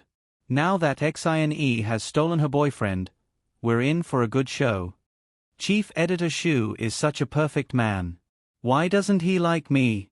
I'm also the most beautiful girl in our department. Forget it. You're the most beautiful girl in the department. Song Mengzi carried a bag of snacks and chased after Shi Shang and Shu Ju. Everyone fell silent. However, Song Mengzi said something to Shi Shang and Song Mengzi waved them off with a smile. Everyone was speechless. They did not know what was going on. How could love rivals coexist so peacefully when they met? Shu Ju chose the place for dinner. It was a private kitchen. The chef and waiters were all men. Shi Shang was silent. He knew that he had made the right choice. How could a terminally ill person casually find a place to eat? Take a look and see what you want. Xu Ju passed the menu to Shi Shang. Shi Shang flipped through the menu and ordered 2 dishes. Xu Ju looked at her and ordered the same dishes. Shi Shang raised his eyebrows out of habit. Chief Editor Xu, are you making do with me? Xu Ju lowered his eyes slightly. You can call me Xu Ju. You haven't answered my question. Xu Ju took a deep breath and looked up at Shi Shang. I have to get used to you. It was his responsibility as a boyfriend. Since he had made a decision, he would not give up halfway. Perhaps, were they really meant to be? Shi Shang rested his chin on his hand. You don't have to get used to me. After a pause, she smiled faintly. We weren't used to this word before. You just need to be spoiled by me. Xu Ju was a little dumbfounded. Why was there something wrong with this line? Was it his imagination? The one who was spoiled was actually him? The Shi Shang called the waiter over and replaced Xu Ju's order with his favorite food. Xu Ju, I don't really like anyone, but I like you the most. Shi Shang's voice was neither loud nor soft, but when it reached Xu Ju's ears, it was like a violent storm, setting off layers of waves. He was so shocked that he could not calm down. What do you like about me? Could she really be with a stranger based on her feelings? As long as it's you, I like it everywhere. As long as it's you, I like it everywhere. These words seemed to be set on a loop, and they kept lingering in Xu Ju's mind. This meal was probably the most memorable meal that Xu Ju had ever eaten in his life. Are you full? Although Shi Shang's reaction was different from what Xu Ju had expected, he did not feel that it was abrupt. Subconsciously, he seemed to have decided on this. Shi Shang rubbed his stomach. I'm full, but dessert would be even better. Didn't you eat just now? Xu Ju looked at the dessert plate in front of Shi Shang. Shi Shang rolled his eyes. As my boyfriend, shouldn't you kiss me to celebrate our relationship? I'm going to pay the bill. Xu Ju got up and left quickly. Although he forced himself to use the things that she had used before, he did not know if it would work if they touched. Moreover, they had just finished eating. He did not want to lose his image in front of her just like that. After paying the bill, Xu Ju brought Shi Shang out. After getting into the car, he did not ask where Shi Shang was going and directly brought him to a jewelry store. What do you like? I'll buy it for you. When Xu Ju entered the shop, he said this sentence. Shi Shang went straight to the wedding ring. Miss, do you want to see a wedding ring? We have the latest design. Come and take a look. They are all famous designers. Xu Ju looked at Shi Shang in confusion. He took a few steps forward. Xine, what are you doing? Didn't you ask me to choose? Shi Shang looked innocent. I didn't. Xu Ju turned sideways and lowered his voice. I didn't ask you to choose a wedding ring. We're just trying it out. Shi Shang said firmly. So what? I'll be yours in the end anyway. Xine. Xu Ju raised his voice and his ears turned red. Couldn't she be more like a girl? Shi Shang pursed his lips. I'm not buying it. You're so annoying. Shi Shang walked out of the store. Xu Ju chased after him and said helplessly, Are you angry? No. Shi Shang opened the car door and got into the car. Xu Ju hurriedly got into the car. The car door closed and the car was very quiet. We're progressing too fast, Xu Ju said after a long while. Shi Shang turned his head. Do you know what I want to do now? What? Shi Shang leaned in his direction and the girl's fragrance wafted over. Xu Ju almost pushed the car door open and got out. However, he resisted the urge to move. He looked at the person opposite him and kept shortening the distance between them. Shi Shang did not touch Xu Ju. He stopped when he was a finger's width away from him. He tilted his head and whispered in his ear, I want to sleep with you. Xu Ju felt like he was about to suffocate. The whole world was filled with her scent. Shi Shang reached out to Xu Ju.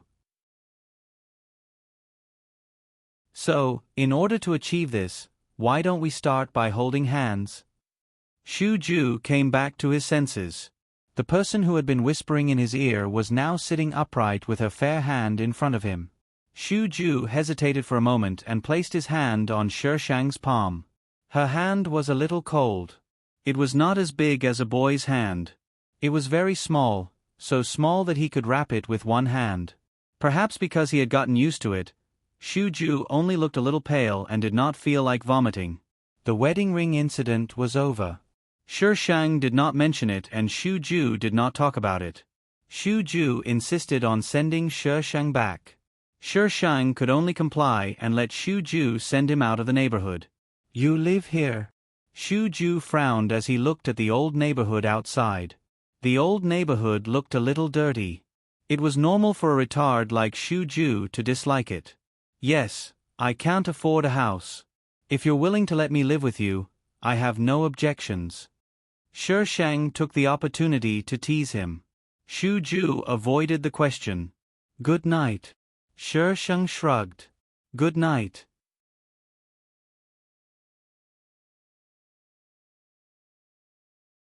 Chapter 750. She Shang was still asleep the next day when Shu Ju called her and told her that he was waiting for her outside the neighborhood. She Shang was stunned for a while. She hurriedly washed up and went downstairs. She saw a luxury car among a bunch of other cars. She rushed up to it. So early? To pick you up. Shu Ju answered calmly, but he didn't start the car. He looked at She Shang and didn't say anything for a while. What's wrong? I washed my face. She Shang touched his face. Why are you looking at me like that? We haven't seen each other for one night. Do you think I've become prettier? When She Shang was narcissistic, he was absolutely invincible. Shu Ju pursed his lips. He suddenly leaned over and pressed himself against She Shang. Shu Ju's sudden movement made She Shang shrink back instinctively. The distance between them was pulled back again. Shu Ju didn't know whether to advance or retreat. He just stood there awkwardly. She Shang looked at Shu Ju's posture. He thought for a while before he reacted. You want to kiss me? Shu Ju's expression didn't change, but his ears turned red. He avoided her gaze and said, You said. I'll get used to it with more practice. Then you don't have to sneak up on me. She was so scared that she thought this idiot was going to cause trouble. She Shang slightly closed the distance between her and Shu Ju. Taking advantage of the fact that Shu Ju didn't react, she lightly kissed him on the lips. Shu Ju's expression changed quickly. He quickly opened the car door and got out. She Shang face-bombed. He knew it. He was so angry that he wanted to cry. Couldn't they have a proper relationship? Was it so difficult for her to show off her love and show off her affection? Shu Ju returned to the car after a while. Sorry. I'm used to it. She Shang waved his hand.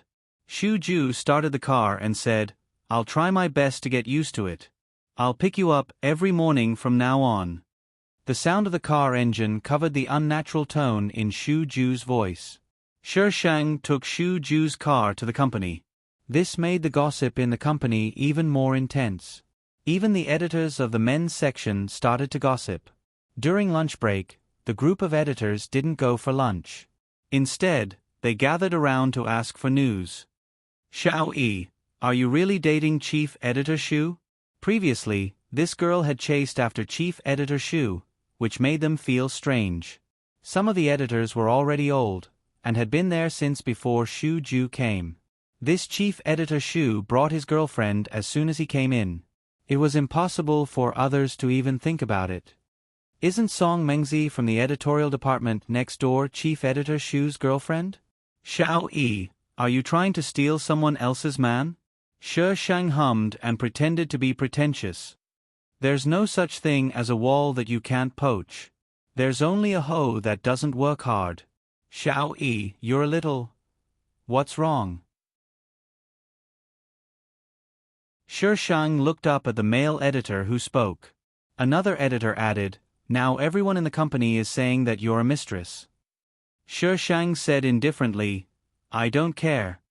This will affect your reputation. How could a good girl like her become a mistress? Chief Editor Shu was indeed very handsome, but his reputation wasn't good. Xiao Yi, there's drunk shrimp in the cafeteria today. Hurry up, I've been waiting for you for a long time. A voice suddenly sounded from outside the editorial department. Everyone turned to look. Wasn't it one of the people they were talking about? She actually came to have a meal with her love rival?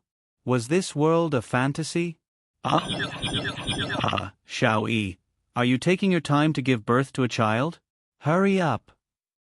Song Mengzi kept shouting outside. Shi Shang pushed the person blocking him away. You won't die from eating less. All I have in my life is eating, okay? Hurry up and leave. Song Mengzi pulled Shi Shang towards the cafeteria. Before they could take a few steps, Xu Ju came from the other side. He paused and waved at Shi Shang. The people from the editorial department immediately surrounded the door. The three people involved were all here. Were they going to have a cat fight? Then, they saw a strange scene. Song Mengzi ran over first. Cousin, I don't have any pocket money. Please feed me. Xu Ju frowned. I just gave it to you last week. Of course a girl has to buy.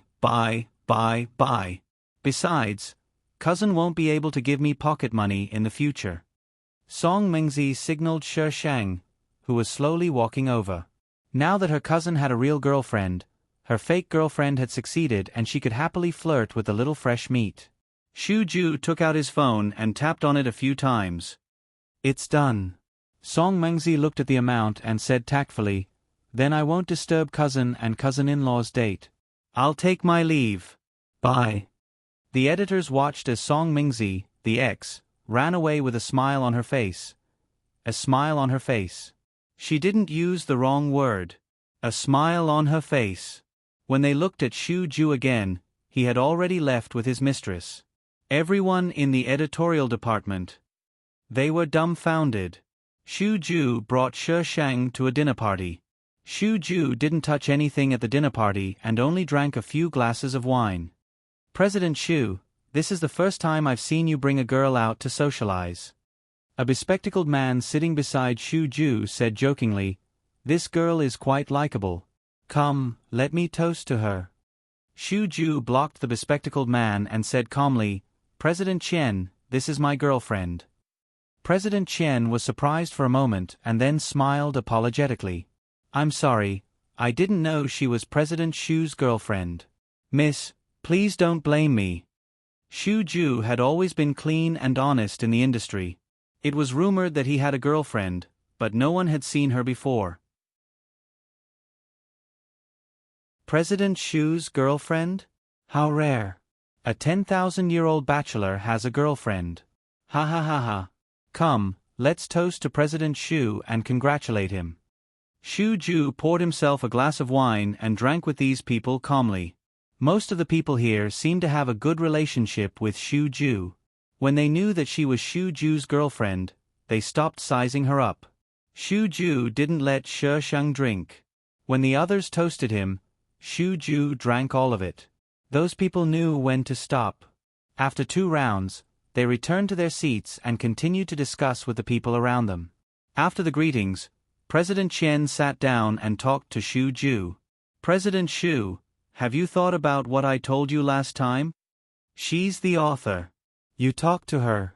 Xu Ju looked at Shi Shang in despair. President Chen was surprised. So President Xu's girlfriend is the author. Ha ha ha. What a coincidence. Shi Shang looked at Xu Ju in confusion. What was going on? Xu Ju was probably afraid that Shi Shang was not used to it. He reached out and held her hand. It's okay. You can talk to him. If you don't like it, you can reject him. Then let's talk somewhere else.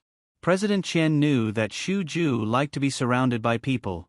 Xu Ju didn't object. Shi Shang was still confused. The 3 of them moved to the room next door. The noise immediately disappeared. Ahem. Let me introduce myself. I'm Chen Yong, the Vice President of Huai Entertainment. President Chen's introduction was naturally for Shi Shang to hear. Shi Shang shook President Qian's hand. Cinny. Nice to meet you. I didn't expect to meet the author so soon. President Qian shook Shi Shang's hand. He seemed a little excited. Xu Ju's frown deepened as President Qian shook Shi Shang's hand.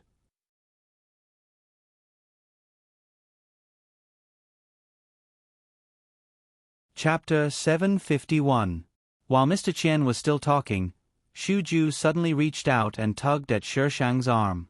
His whole body was filled with the same sense of oppression that Shi Shang had felt when they first met. Mr. Qian instinctively let go. Xu Ju pulled Shi Shang's hand, pulled out a wet tissue from the table, and carefully wiped her hand. Mr. Qian. Did he forget something in his excitement? Shi Shang didn't feel anything. His friend Xu Ju wiped his hand for him. Xu Ju only let go of Shi Shang's hand when he felt it was clean. His lips moved. Continue. Mr. Qian. The atmosphere was so strange that he forgot what to say. After a while, Mr. Qian regained his composure. It's like this, Miss Xin. Our film company is prepared to buy the film rights to Flower Goddess under your name. If you don't like it, do you have any intentions in this regard? By the rights, F*CK, she thought it was something else. The book that I eunuch? Mr. Qian felt awkward when he heard this word, but he still nodded. Flower Goddess was a novel that leaned towards mythology. The entire novel followed the plot and the special effects weren't difficult. It could be made into a movie. The only downside was that the novel wasn't finished. There were a lot of plot holes left unfilled. How much? Huh? I'm asking you how much, Shi Shang repeated. He hadn't said anything else. How did it suddenly jump to how much money? 2 million. Mr. Qian stretched out a finger. Of course, the prerequisite is that Miss Xin has to finish writing the ending. Shi Shang. He refused to fill in the plot holes. Friendly reminder, selling the publishing rights will help you complete the hidden mission. The system's voice suddenly rang out. The hidden mission wasn't to be lovey-dovey with Feng Ci. The hidden mission this time was to help Feng Ci promote the world. What kind of mission was this?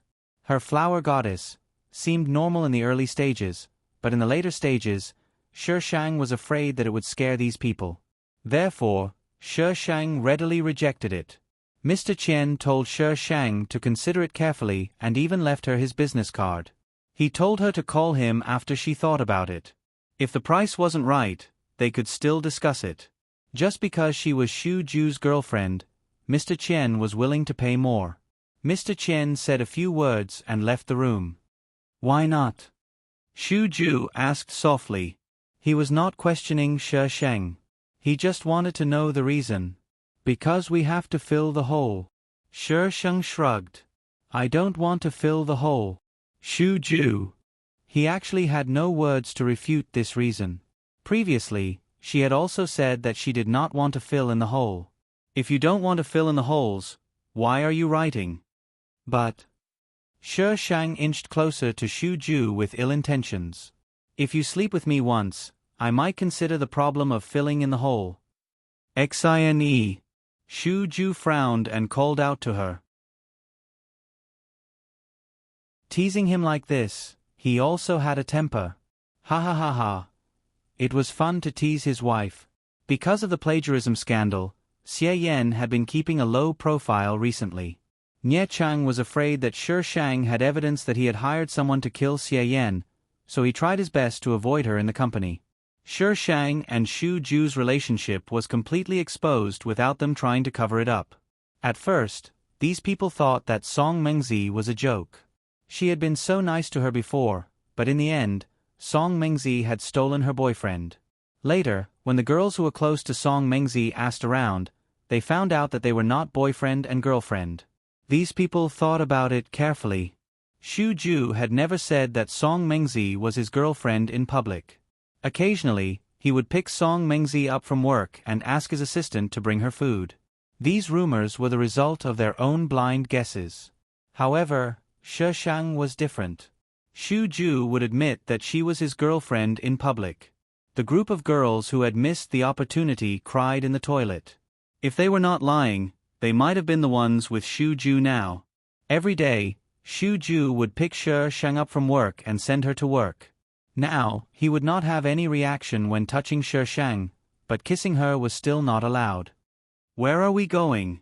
Shu Ju was helplessly pulled away by She Shang. I have work to do.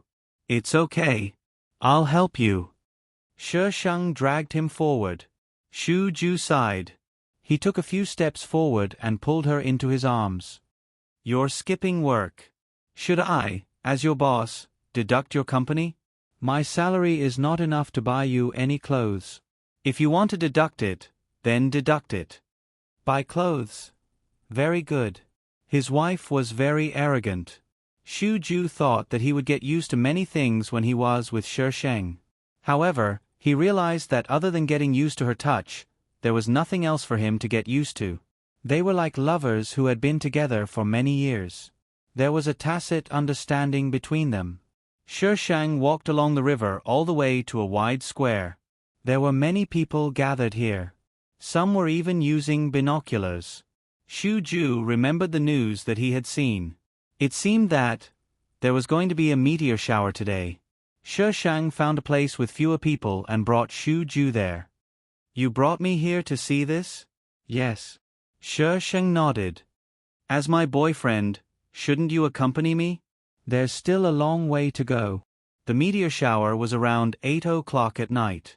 Why were they here so early? She Shang tilted his head. Don't you feel that time passes like a second when you're with me? Don't tease me. Shu Ju rubbed She Shang's head. She Shang pursed his lips and found a place to sit down. They did not wait for long. At least, that was what Shu Ju thought. The first meteor shower streaked across the sky. The people in the square immediately became excited. Soon there was a second, third, and finally, the meteor shower filled the sky. Countless meteors with long tails streaked across the sky. It was magnificent and dazzling. Shu Ju. Shu Ju shifted his gaze to She Shang. The girl in front of him smiled faintly. Shooting stars kept flashing across her eyes, causing tiny ripples, but all she saw was him. The corner of She Shang's lips lifted slightly. I want to do all the romantic things in this world with you. Shu Ju felt a chill on his wrist. Soon, the chill disappeared and only warmth was left. Shu Ju wanted to look down at the thing on his wrist, but She Shang suddenly raised his head and kissed him.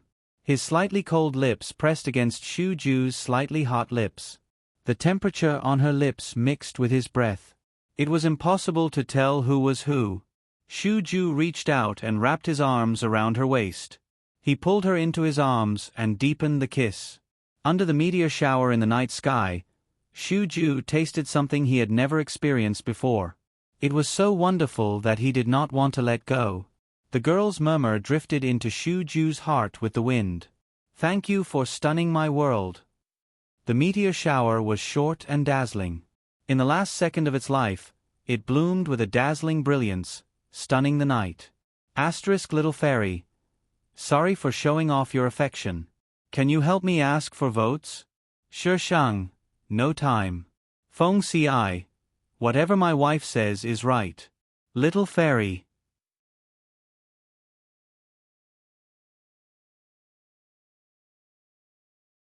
Chapter 752. After the meteor shower ended, Shu Ju finally had time to look at the thing on his wrist. It was a watch that seemed to have been injected with water. When he shook it, there would be ripples. At the bottom of the watch was a lifelike flower. Shu Ju touched the watch. This is a token of love. A token of love? Shu Ju didn't know whether to laugh or cry. Why did she always do things that he hadn't done yet? But this watch, he seemed to have seen it somewhere before. Just now you. She Shang pressed his hand down so that he couldn't see the flower. You didn't have any reaction. Shu Ju knew what She Shang was talking about. His ears started to burn. Why don't we try again? She Shang suggested. It's late. I haven't finished my work yet. Shu Ju pulled her back and whispered, Let's kiss again tomorrow. We can overdraft in advance. We can't. Why? I'll drive. Shi Shang rushed to start the car. No. Xu Ju pushed him into the front passenger seat. Nye Cheng, don't make me look down on you. Haven't you always looked down on me? Xu Ju's hand that was closing the door paused. He looked in the direction of the voice. There was a truck next to them that blocked Xu Ju's view. He frowned. I'll go take a look.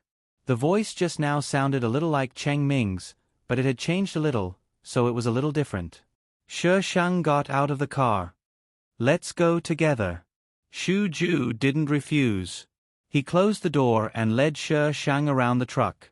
Next to the car, Nye Cheng was carrying someone and shoving her into the car. Nye Cheng, if you dare to touch me, I'll make you wish you were dead. Nye Cheng's voice came from the car. He sounded a little out of breath, as if he was trying to suppress something. It's not like we haven't done it before. Why are you pretending in front of me? If it wasn't for me today, you might have been raped by someone else. Compared to being raped by a stranger, I'm much better as your ex. Xu Ju took a few steps forward and dragged Nye Cheng out before he could get into the car. Who is it? Nye Cheng glared at Xu Ju. Seeing who it was, Nye Cheng's expression quickly changed a few times. So this is why you'd rather endure and not want me. Shi Shang popped out from behind and shouted angrily, Watch your mouth, Nye Cheng. Do you believe me when I say I'll beat you up? F***K your mother. Did her Feng Ci look gay? Do you know how to speak properly? Nye Cheng did not expect Shi Shang to be here. He was a little afraid of her now. However, he glanced at the car unwillingly. Cheng Ming had already struggled out of the car. His clothes were in a mess, and his face was flushed. He was panting heavily, and his body was weak. He held onto the car door and barely managed to stand. Xu Ju looked at Shi Shang, as if asking him if he could help him. Put it in the car. Only then did Xu Ju step forward and carry Cheng Ming to the car. When he returned, he saw his wife beating up Nye Cheng. Xu Ju blushed with shame and hurriedly pulled Shi Shang away. After all, they were from the same company. If he continued to beat them up, how could they meet in the company in the future? Xu Ju sent Cheng Ming back to his apartment. There was a young boy in the apartment. Seeing Cheng Ming in such a state, he did not know what to do. In the end, Shi Shang ordered the young boy to carry Cheng Ming into the bathroom. What happened after that had nothing to do with Shi Shang and Xu Ju. The two of them left the apartment. Xu Ju still had to return to the company, so Shi Shang naturally accompanied him. Indeed, Xu Ju still had a lot of unfinished work. After returning to the company, Shi Shang was playing on his phone while waiting for him. However, he still had not finished. Still not done. Xu Ju rubbed his forehead. Soon. It was already so late. He was worried about letting Shi Shang go home alone. You're tired. Go inside and rest for a while. I'll send you home later. Let me help you. Shi Shang leaned forward. Of course, you have to not be afraid that I'll leak any company secrets. No need. How can I let my girlfriend work for me? Xu Ju shook his head. It was not that Xu Ju did not trust Shi Shang. However, as a boyfriend, he felt that it was inhumane to let his girlfriend work in the middle of the night. Shi Shang did not insist. He pulled a chair over and sat beside Xu Ju to continue playing on his phone. Xine, help me pass the document over there. Xu Ju called Shi Shang. Shi Shang looked at the direction Xu Ju was pointing at and reached out to pass it to him. However, something seemed to have fallen out. It happened to fall onto Shi Shang. The words on the cover stunned Shi Shang. 10 years addiction. This was Xine's. She had saved it on her computer and had not touched it. How could it appear here? Shi Shang quickly flipped through the document. It was a contract for film and television rights. As for the pen name, Yan Yeji, it was fine that Xu Ju had plagiarized, but now he was selling the original author's work? Male lead, you're really something. What's wrong? Xu Ju saw that Shi Shang's expression was a little ugly and quickly turned around. The author of 10 Years Addiction is not Yan Yeji. Shi Shang threw the contract on the table. Xu Ju knew about this novel. The company was preparing to publish the book. The film and television rights were sold recently. Why do you say that? Shi Shang looked at Xu Ju. Because it was written by Xine. Xu Ju felt strange. Xine, aren't you the author? What did he mean by saying his own name? Kind of. This was written by the original author, but she was using the original author's body now. They could barely be considered as one. This was approved by Nie Qing. Xu Ju looked at the attached page. Shi Shang guessed that Nie Qing was the author. How could Xie Yan be so powerful as to sell the publishing rights directly? The copyright has been sold. Do you have any evidence? Did you save the original manuscript? I'll contact my lawyer right away. Xu Ju trusted Shi Shang unconditionally. It was like an instinct. Shi Shang had saved all of the original author's work. She had changed her computer and copied her work. Of course, the original manuscript was still there. Not only was there a draft in the original manuscript, but there were also many ideas and things that were not written in detail in the novel. There were also some mistakes that she did not have time to correct. Xu Ju contacted his private lawyer. After all, Nie Cheng's men were in the company. It would be troublesome if they were bribed by Nie Cheng. The lawyer did not complain when Xu Ju asked him to work in the middle of the night. He hurried to the address Xu Ju gave him. Shi Shang's shabby house. She had asked someone to clean it. It was not dirty, but it looked a little messy and old.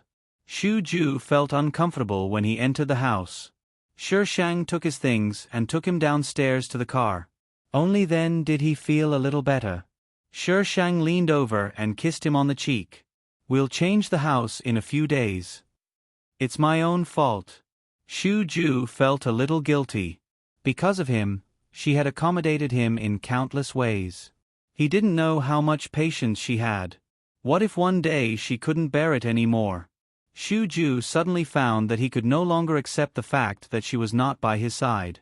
Xu Ju was flustered for no reason. He suddenly held Shi Shang's face and kissed him impatiently as if he was trying to confirm something. He wanted her to stay by his side forever. Knock knock.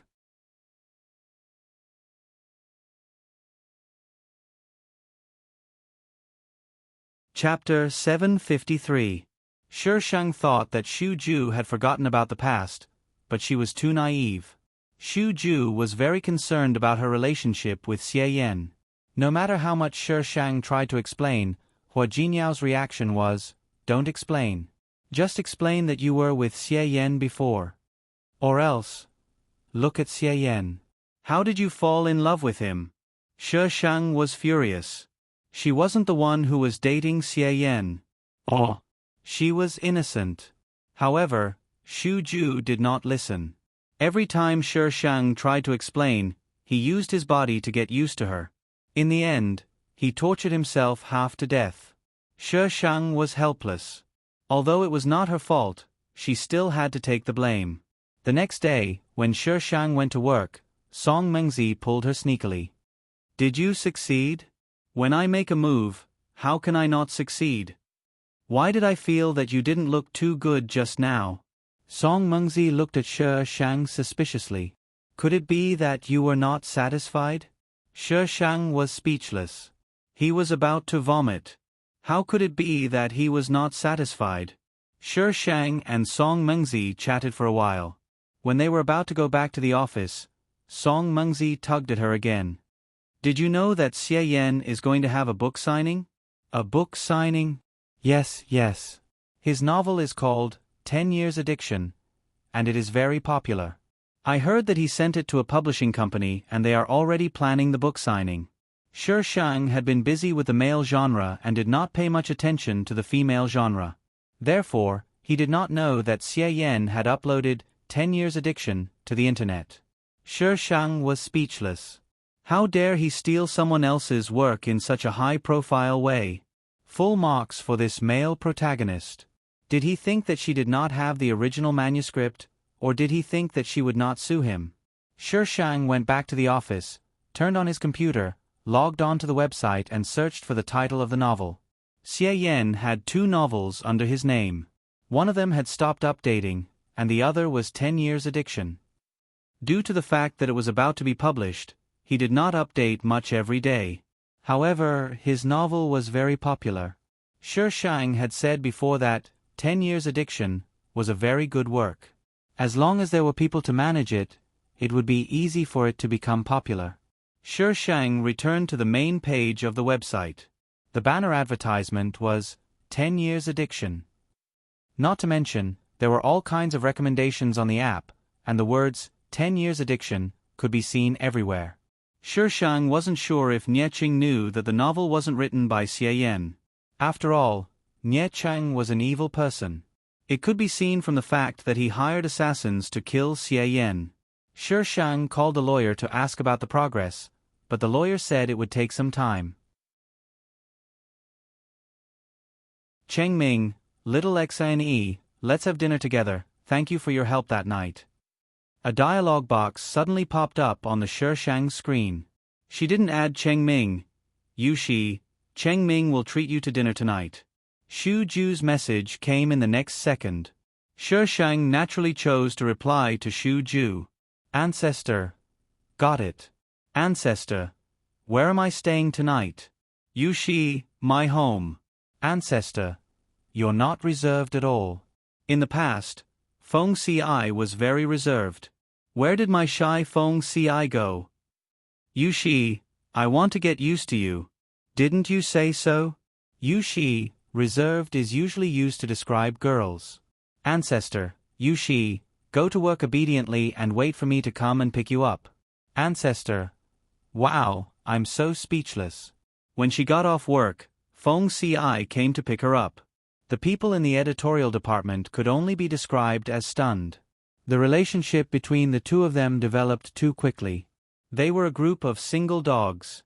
Cheng Ming was treating them to dinner, and Song Mengzi was also there. However, this foodie only cared about food and didn't pay attention to people. Chen Lu. Cheng Ming pointed at the young man standing behind him. You should have met before. You've decided? Xu Ju suddenly asked. Cheng Ming shrugged. You already have a girlfriend. It's meaningless for me to be a playboy. Shi Shang had always felt that Cheng Ming was coveting her man. Now, it seemed that this was the case.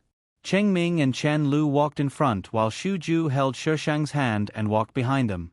She explained, Cheng Ming won't bring any men to meet his friends. The ones he has met before are all serious. Xu Ju had only met him once, and that was Nie Cheng. You and Cheng Ming really don't have anything going on? Why did she feel that the two of them were full of adultery? Cheng Ming's ears were probably sharp. He suddenly turned back. Little Xine, let me tell you. He can't touch women, so he thinks that he's in my circle. Cheng Ming, Xu Ju warned. Cheng Ming raised his hands and hurried back to the young man's side. He put his arm around his shoulder and walked forward. Xu Ju explained, because I don't have any other reactions when interacting with men, so it was normal for him to have such thoughts. However, other than being close to Cheng Ming, he couldn't accept that his partner was a man. Cheng Ming and I are very innocent. We don't even sleep in the same room. Xu Ju hurriedly expressed her innocence. That's good. If she really had something going on with Cheng Ming, she would probably kill both of them. What are you guys waiting for? Hurry up. Song Mengzi had already walked to the door and shouted at them. The restaurant that Cheng Ming chose was Chen Lu's favorite. Xu Ju looked at the food that the waitress brought over and didn't even touch his chopsticks. Cheng Ming knew when to stop and hurriedly asked the waitress to prepare new food. The ones who ate the best this meal were probably Song Mengzi and Chen Lu. Both of them were freaking gluttons. While Chen Lu went to the toilet, Xu Ju took the opportunity to ask a few questions. Chen Lu was still a student. This time, it wasn't Cheng Ming who chased after him. It was Chen Lu who delivered himself to the door. Previously, he shamelessly stayed at his house. He didn't go back often, so he just let him be. Who knew that night, Xu Ju sent him back and slept with the servant. He couldn't be irresponsible. Fortunately, it wasn't that he didn't have any feelings for Chen Lu. They could be considered to be compatible. Why is he gone for so long? I'll go take a look. Chen Lu didn't come out for a long time. Cheng Ming got up and went to look for him. I'm so full. Song Mingzi finished her food and stroked her belly contentedly. My biggest wish now is to eat, eat, and eat. Shi Shang chuckled. Not flirting anymore? Song Mingzi snorted. Do I still need to flirt with someone like me? If cousin didn't delay me, I don't know how long the line of people chasing after me would be. I'll arrange a blind date for you tomorrow, Xu Ju said lightly. Cousin! Song Mingzi shouted with a funny expression. She clasped her hands in front of her chest. Be magnanimous and let your cousin live, okay? After destroying the first half of her life, he wanted to destroy the second half of her life too? After Song Mingzi finished her protest and finished her dessert, Chen Lu and Cheng Ming still hadn't come out. They fell into the toilet? Song Mingzi snorted unhappily. Did they run away? What happened to the treat? I'll go take a look. Xu Ju stood up. Cheng Ming didn't lack money. He wouldn't run away just for a meal. Shi Shang hurriedly stood up and followed him. Song Mingzi saw that the two of them had left and the waitress was watching them. She couldn't follow them and could only sit in her seat like a mascot.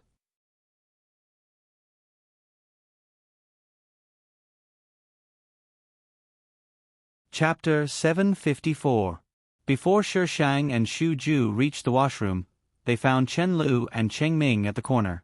Chen Lu was half-hugged by Cheng Ming and covered his face with one hand. His drooping hair covered his expression and face.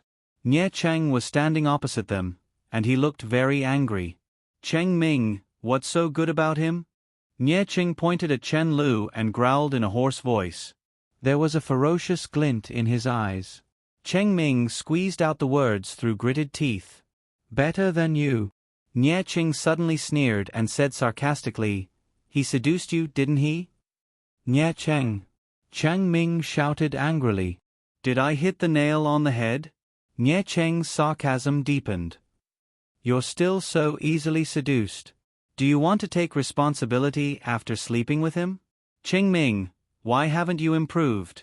Shi Shang really didn't understand the grudge between Nie Cheng and Cheng Ming. They had already broken up. Why was Nie Cheng still looking jealous?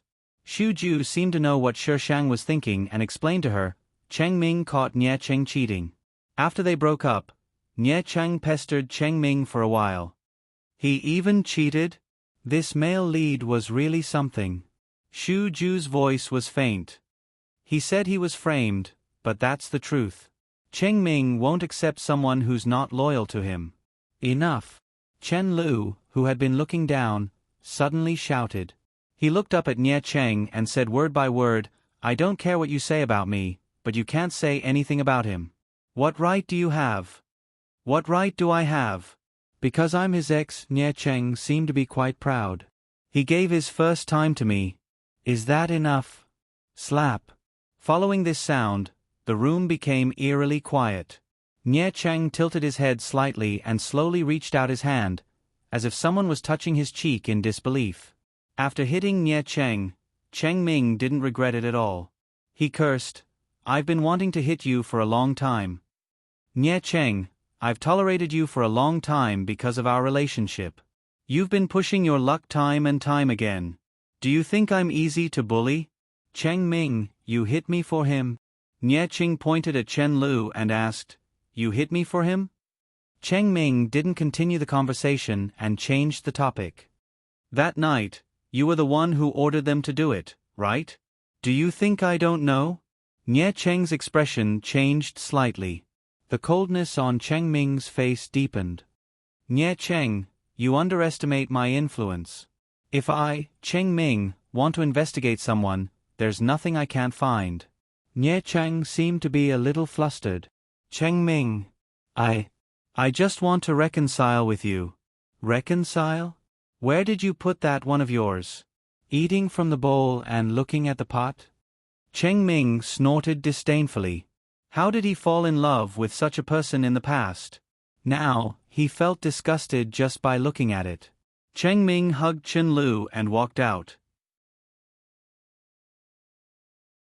Take care of yourself. When they bumped into Shi Shang outside, Cheng Ming nodded indifferently. Sorry for making a fool of myself. Let's go. Shi Shang glanced at Nie Cheng and saw Xie Yan coming out from the other side. He looked at Nie Cheng with a strange expression, then turned around and ran away. Nie Cheng probably noticed Xie Yan as well. He ignored Cheng Ming and chased after him. When they reached a crowded area, Cheng Ming let go of Chen Lu and asked the waiter to bring him an ice pack to apply on his face. Song Mengzi hugged her drink and squeezed to Shi Shang's side. What happened? The ex met the current one. Shi Shang summarized it in 5 words. Song Mengzi understood immediately. Song Mengzi knew who Cheng Ming's ex was, but she didn't like Nie Cheng. This man was always picking on her. Ever since they were dating, he had been picking on her. It was all because she was close to Cheng Ming sometimes. After she broke up with Cheng Ming, they met at the company. Nie Cheng was still picking on her. She really didn't understand how a man could be so petty. The meal this time wasn't very pleasant. Cheng Ming said that he would make up for it next time. He then left in a hurry with Chen Lu. Song Mengzi had a date with a girl, so she also ran away. Shi Shang and Xu Ju stared at each other for a while. Xu Ju's ears turned slightly red and he looked away. I'll take you home first, Xu Ju said as he opened the car door. Didn't we agree to sleep at your place tonight? This was different from the script they had agreed on. Hey, don't change the script. Let's go according to the script. Shi Shang refused to get into the car. He held the car door and looked at Xu Ju. I don't care. I want to sleep with you. Xu Ju was silent for a few seconds. You need to get a change of clothes. Shi Shang. He should have said so earlier. Why did he say that he would take her home? It was so misleading. Actually, I don't have a problem wearing your clothes. Shi Shang blinked and started to tease Xu Ju. Xu Ju thought about the last time she wore his clothes. That scene. In order not to embarrass himself, Xu Ju pushed Shi Shang into the car with a black face and sent her home. Shi Shang went upstairs to get his clothes while he waited downstairs. When Shi Shang went downstairs, he met Uncle Chong and was delayed for a while. Girl, what have you been busy with recently? You leave early and come back late. Why are you nowhere to be seen? Uncle Chong and Shi Shang went downstairs together. I've been busy dating. Oh, the little girl has a boyfriend. Uncle Chong laughed. Don't be fooled by others. Be careful. Shi Shang looked obedient. Yes, I know. How could her Feng Ci lie to her? When they went downstairs, Uncle Chong and Shi Shang didn't bring the key to the door. It was too troublesome to go up. Uncle Chong knocked on Granny Yang's door, but it didn't open for a long time. Maybe she's not in. I'll go up and get it, Uncle Chong muttered and turned to go upstairs. Shi Shang pulled him back. What's wrong, girl? Uncle Chong, do you smell something strange? Shi Shang asked Uncle Chong. Uncle Chong sniffed. It seems like something stinks. Shi Shang pointed at the door that Uncle Chong had knocked on just now. The smell came from inside. Could something have happened to Granny Yang? Shi Shang knew what the smell was. It was the smell of rotting corpses. Uncle Chong thought about it carefully. He hadn't seen Granny Yang in the past few days. He quickly knocked on the door, but there was no one. He went outside to find a few people. After a discussion, they directly broke the door open. When the door was opened, the smell became stronger. Uncle Chong and 2 men went in first. They found a rotting corpse in the bedroom. One of the men was so disgusted that he ran out and vomited. Uncle Chong looked better, but his face was still pale. Call the police, Shi Shang went out first to inform Xu Ju. When he came back, the police had already arrived and were investigating. In the end, they determined that Granny Yang had died of an illness, not of murder. The weather was not very hot. Granny Yang's body had only started to rot a few days after she died. The police contacted Granny Yang's family, but they either didn't pick up the phone or didn't respond. In the end, the people in the community couldn't stand it anymore and discussed a joint venture to hold Granny Yang's funeral. Shi Shang paid a part of the money, but the people in the community felt that it wasn't easy for a young girl to earn money, so they didn't want her to pay. In the end, Shi Shang secretly put the money in Uncle Chong's bag. Sometimes, a group of strangers couldn't compare to family.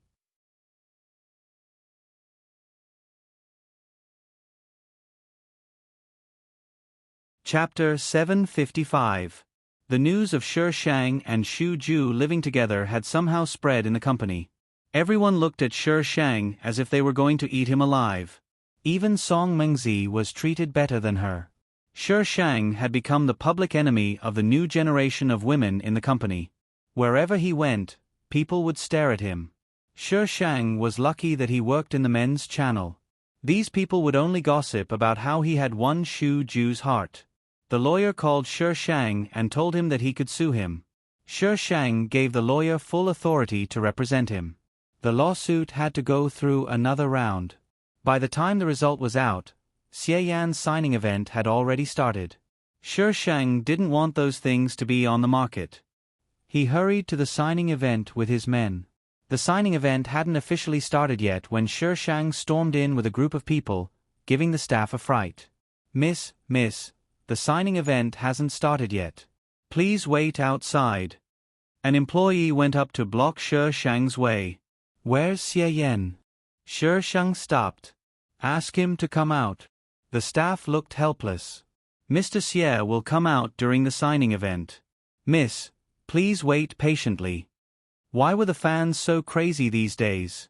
"I'm not here to ask for his autograph." The staff glanced behind him. "Then what are you doing?" If she wasn't here to ask for his autograph, was she here to cause trouble? Shi Shang pursed his lips and smiled. He was a cute girl just a second ago, but in the next second, he was furious. "Why do you care what I's here for?" The staff. He was working here. Why didn't he care what she was doing here? Perhaps because Shi Shang was too fierce, the staff quickly went to find Xie Yan. Xie Yan wanted the signing event to go on peacefully, so he didn't want anyone to cause trouble. He quickly came out of the back room. When he saw Shi Shang, Xie Yan panicked for a moment, but he quickly calmed down. A smile appeared on his face as he greeted Shi Shang in a familiar manner. "Xiaoyi, why are you here?" Shi Shang put on a fake smile. "I'm here to inform you that the signing event is cancelled." Xie Yan's eyes narrowed as he clenched his fists tightly. "Xiaoyi, this is not a joke. Who is joking with you?" Shi Shang rolled his eyes. "You stole other people's things and you still dare to hold a signing event. Who gave you the confidence?" Xie Yan clenched his fists even tighter and laughed dryly. "Xiaoyi, what are you talking about?" Xie Yan panicked when he saw the staff surrounding him. Initially, he did not intend to publish the manuscript for 10 Years Addiction, but Nie Chang saw it and said that the book would become popular. When the original owner showed the manuscript to Xie Yan, she didn't sign her name or pen name. She only told Xie Yan that it was written by her friend and that she wouldn't publish it. At that time, there was no one to edit the story for him, and the comment section was full of scolding. His brain went haywire, and he used this draft. Now that the arrow was on the bow, he had no choice but to release it. Xie Yan thought that since it was written by her friend, there must be no evidence. He calmed down. "Xiaoyi, you are now with Chief Editor Xu, so I won't pursue this matter. Let's just pretend that nothing happened. I will give you and Chief Editor Xu my blessings." "Why are you talking about this? Are you saying that I cheated on you?" Xie Yan's face was full of forbearance, as if Shi Shang had really wronged him.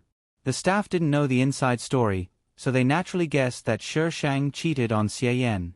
Xie Yan generously gave her his blessings, but she brought people to his signing event to cause trouble. How can there be such a person? God is so shameless. Xie Yan is so pitiful. He is such a good man, but he met such a bad woman. Discussions were going on around them, but Shi Shang remained unmoved. She just looked at Xie Yan with a faint smile on her face. Xie Yan's heart raced when he saw the expression on Shi Shang's face. He had a bad feeling. Shi Shang didn't care what other people said. Even if they said that she was a transvestite, she wouldn't turn into one. Mr. Xie Yan. Shi Shang's lawyer saw that it was time, so he stood up and said a bunch of terms that made Xie Yan a little confused. At the end, he received a lawyer's letter. Xie Yan was confused. How could this be? Was she really going to sue him? Stealing someone else's work was much more serious than plagiarism. To put it bluntly, this was stealing. The signing event couldn't go on. Even Nie Cheng couldn't do anything about it. The cancellation of the signing event soon caused an uproar. The lawsuit that followed was even more eye-catching. Shi Shang was going to sue Xie Yan in court. She was well prepared. Xie Yan didn't know anything other than providing a draft. Shi Shang went downstairs at noon and was stopped by Xie Yan. Compared to the high-spirited Xie Yan not long ago, he now looked like a burly man who had been staying at home for a long time. He didn't look like a handsome young man at all. Xiao Yi, Xiao Yi. Xie Yan saw Shi Shang and immediately ran to her. Xiao Yi, can you let me go and withdraw the lawsuit?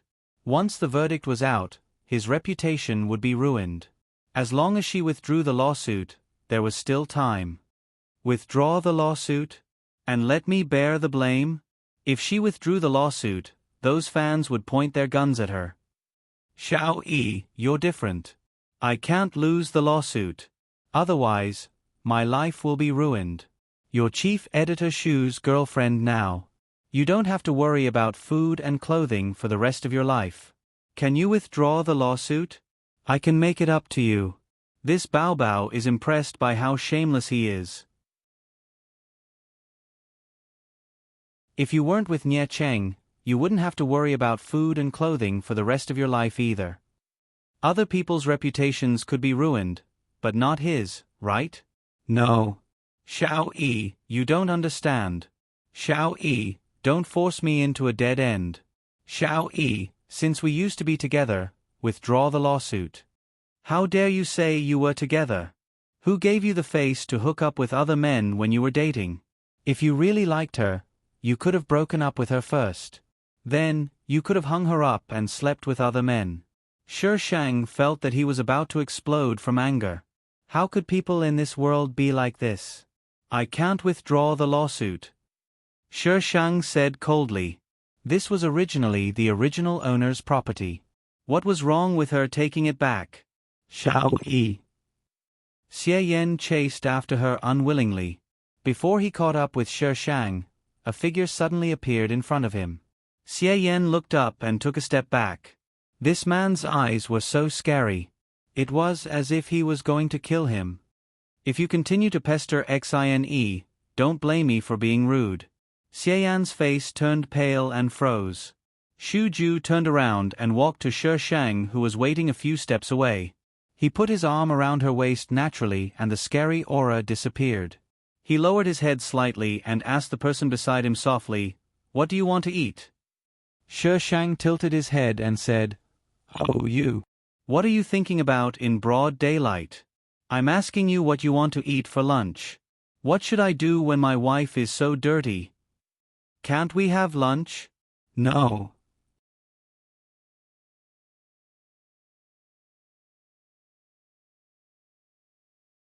Chapter 756. Naturally, Xie Yan lost the lawsuit and was cursed on the internet. Xie Yan's cell phone number was exposed and people were sending him cursing text messages every day.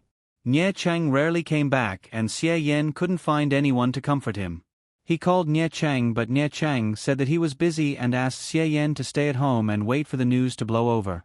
Xie Yan had nowhere to vent his anger, so he could only find people to chat with on the internet. These strangers allowed him to complain and curse freely. Xie Yan got along well with one person recently. The other person not only cared about him but also listened to him.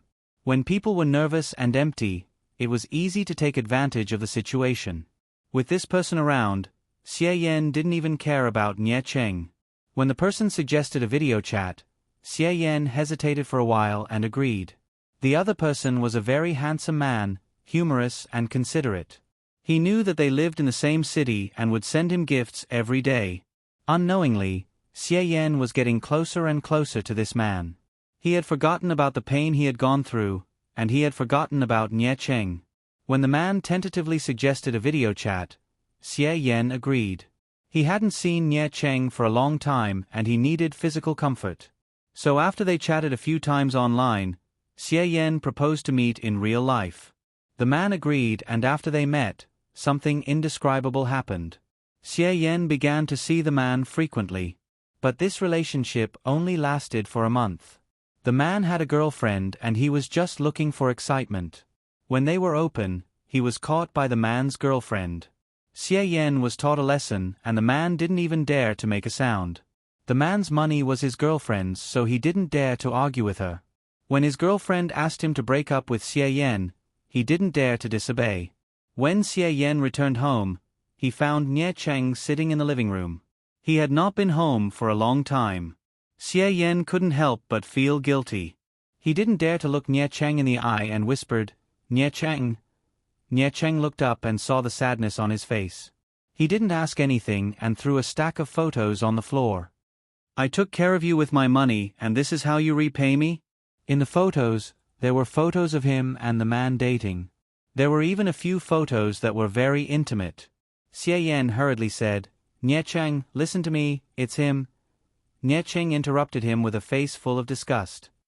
"Xie Yan, why are you so cheap?" His words seemed to have triggered Xie Yan. He suddenly broke down and screamed at Nie Cheng, "I'm cheap? Who raped me back then?" If it wasn't for him, he would still be Xin Yi's boyfriend.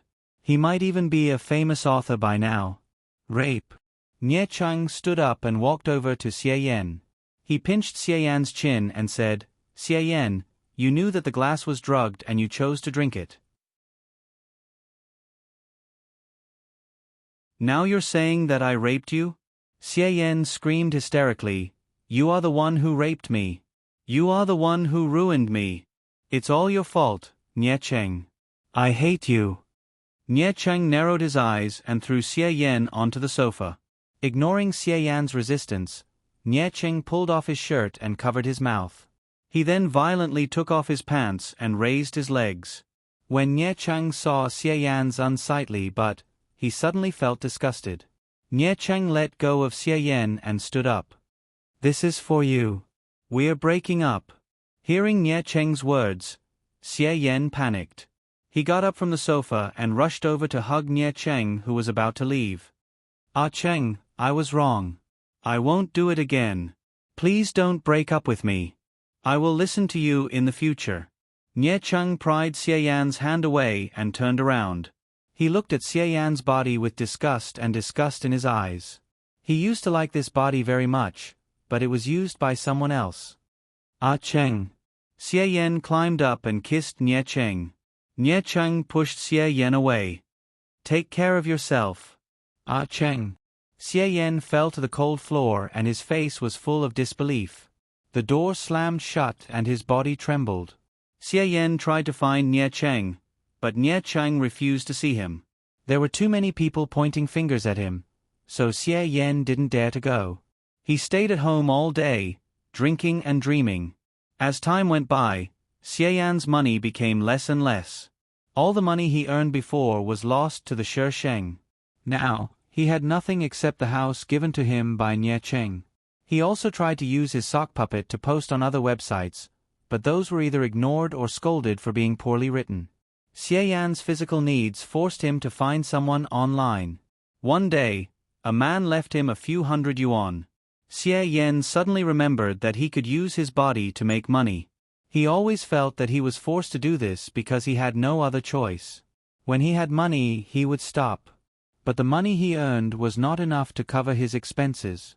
Xie Yan played more and more until he got into an accident and was sent to the hospital. The hospital staff thought that Xie Yan was treated inhumanely and called the police. The police followed the clues and arrested a group of people who were suspected of prostitution. Xie Yan was sent to prison because of this. When he got out of prison, he found that the house given to him by Nie Cheng had been sold. The person who sold it was none other than the person he had a relationship with. There was a sea of people. Where could he find her? Xie Yan didn't even have a place to live. He also wanted to find a job, but he was always fired after a few days. Hello, little Xine.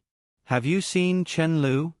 When Shi Shang received Chang Ming's call, he was discussing with an author how to perfect his acting. No. Shi Shang used his shoulder to clamp the phone, freeing his hand to reply to the author's message. What happened?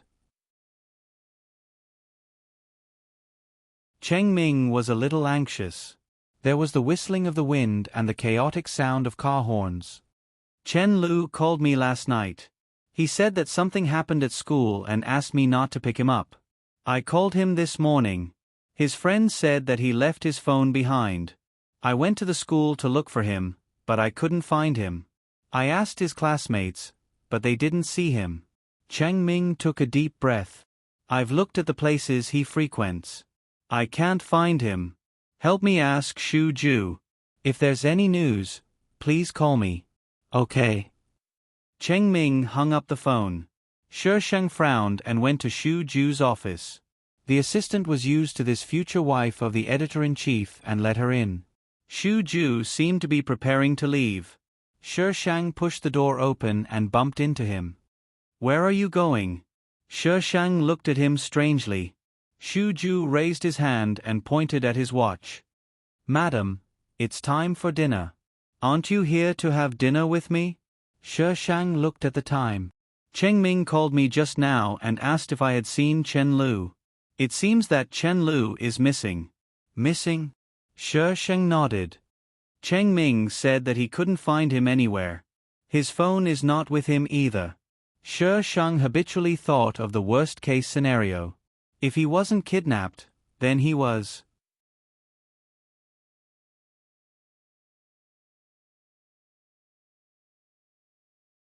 Chapter 757.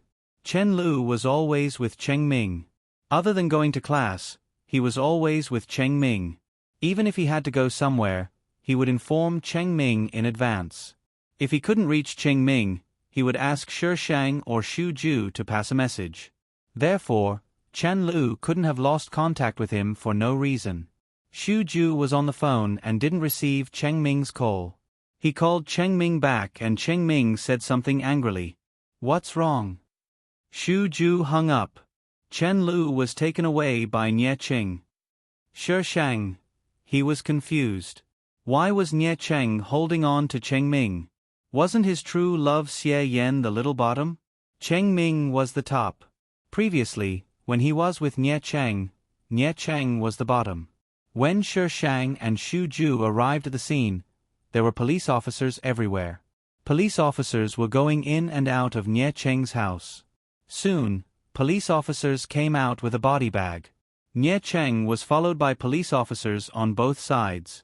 He didn't see Cheng Ming and Chen Lu. Who is the victim? Shi Shang stopped a police officer. When the police officer was about to refuse, he quickly said, "We are Cheng Ming's friends. Mr. Cheng is fine. He has been sent to the hospital." The police officer's answer was not important. The victim was Xie Yan. Nie Cheng kidnapped Chen Lu and called Cheng Ming to come to his house alone. However, Xie Yan found Nie Cheng before Cheng Ming did. They probably didn't get along, so Xie Yan suddenly took out a knife and wanted to kill Nie Cheng. Xie Yan was malnourished and was no match for Nie Cheng. In the end, he was killed by Nie Cheng before he could kill him.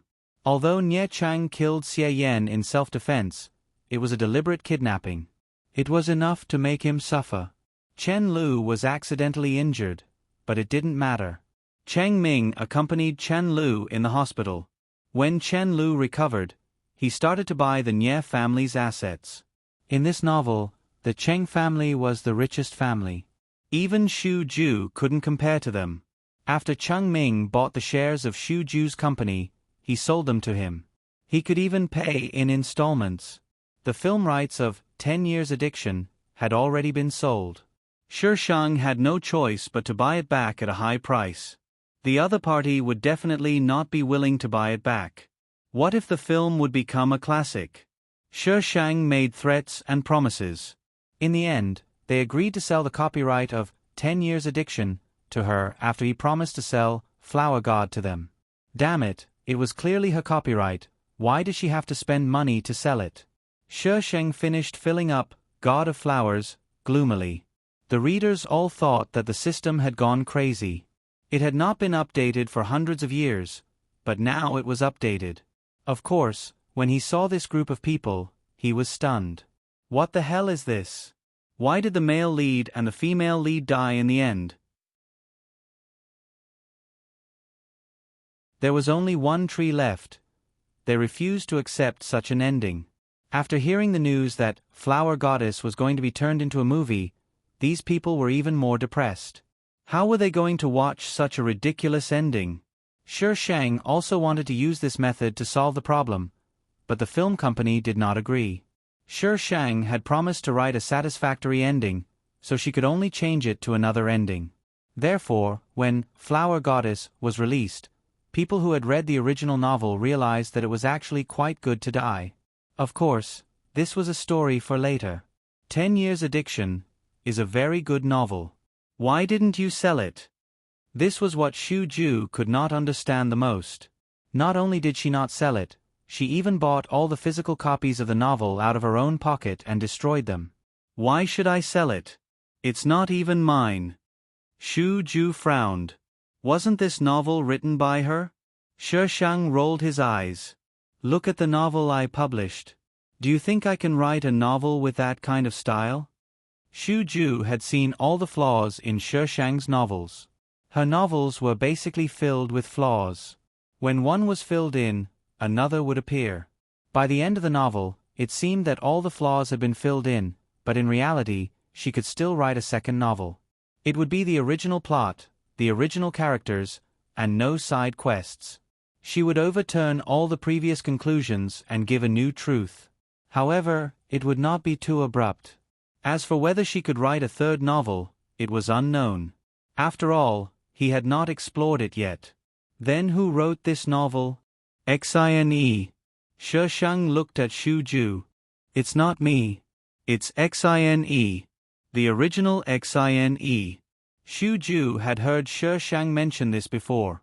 Now that he thought about it, he felt that Xine should be the pen name of the author. Or maybe she was a friend. But this had nothing to do with him. Xu Ju pulled Shi Shang to his side. Now we have a very important question to discuss. Shi Shang blinked. Wedding date? Xu Ju. She only knew the wedding date. Other than the wedding date, was there nothing else in his wife's mind? Where did you get the money? He had wanted to ask this question for a long time. His wife seemed to be quite rich. It was not a wedding. How disappointing. I earned it. I'm not Spider-Man. Why would I rob a bank? How did you earn it? What industry was so profitable? Why didn't he know? Do you want to know? Shi Shang pushed Xu Ju onto the bed and placed his hand on his chest. He said domineeringly, "Serve me well and I'll tell you."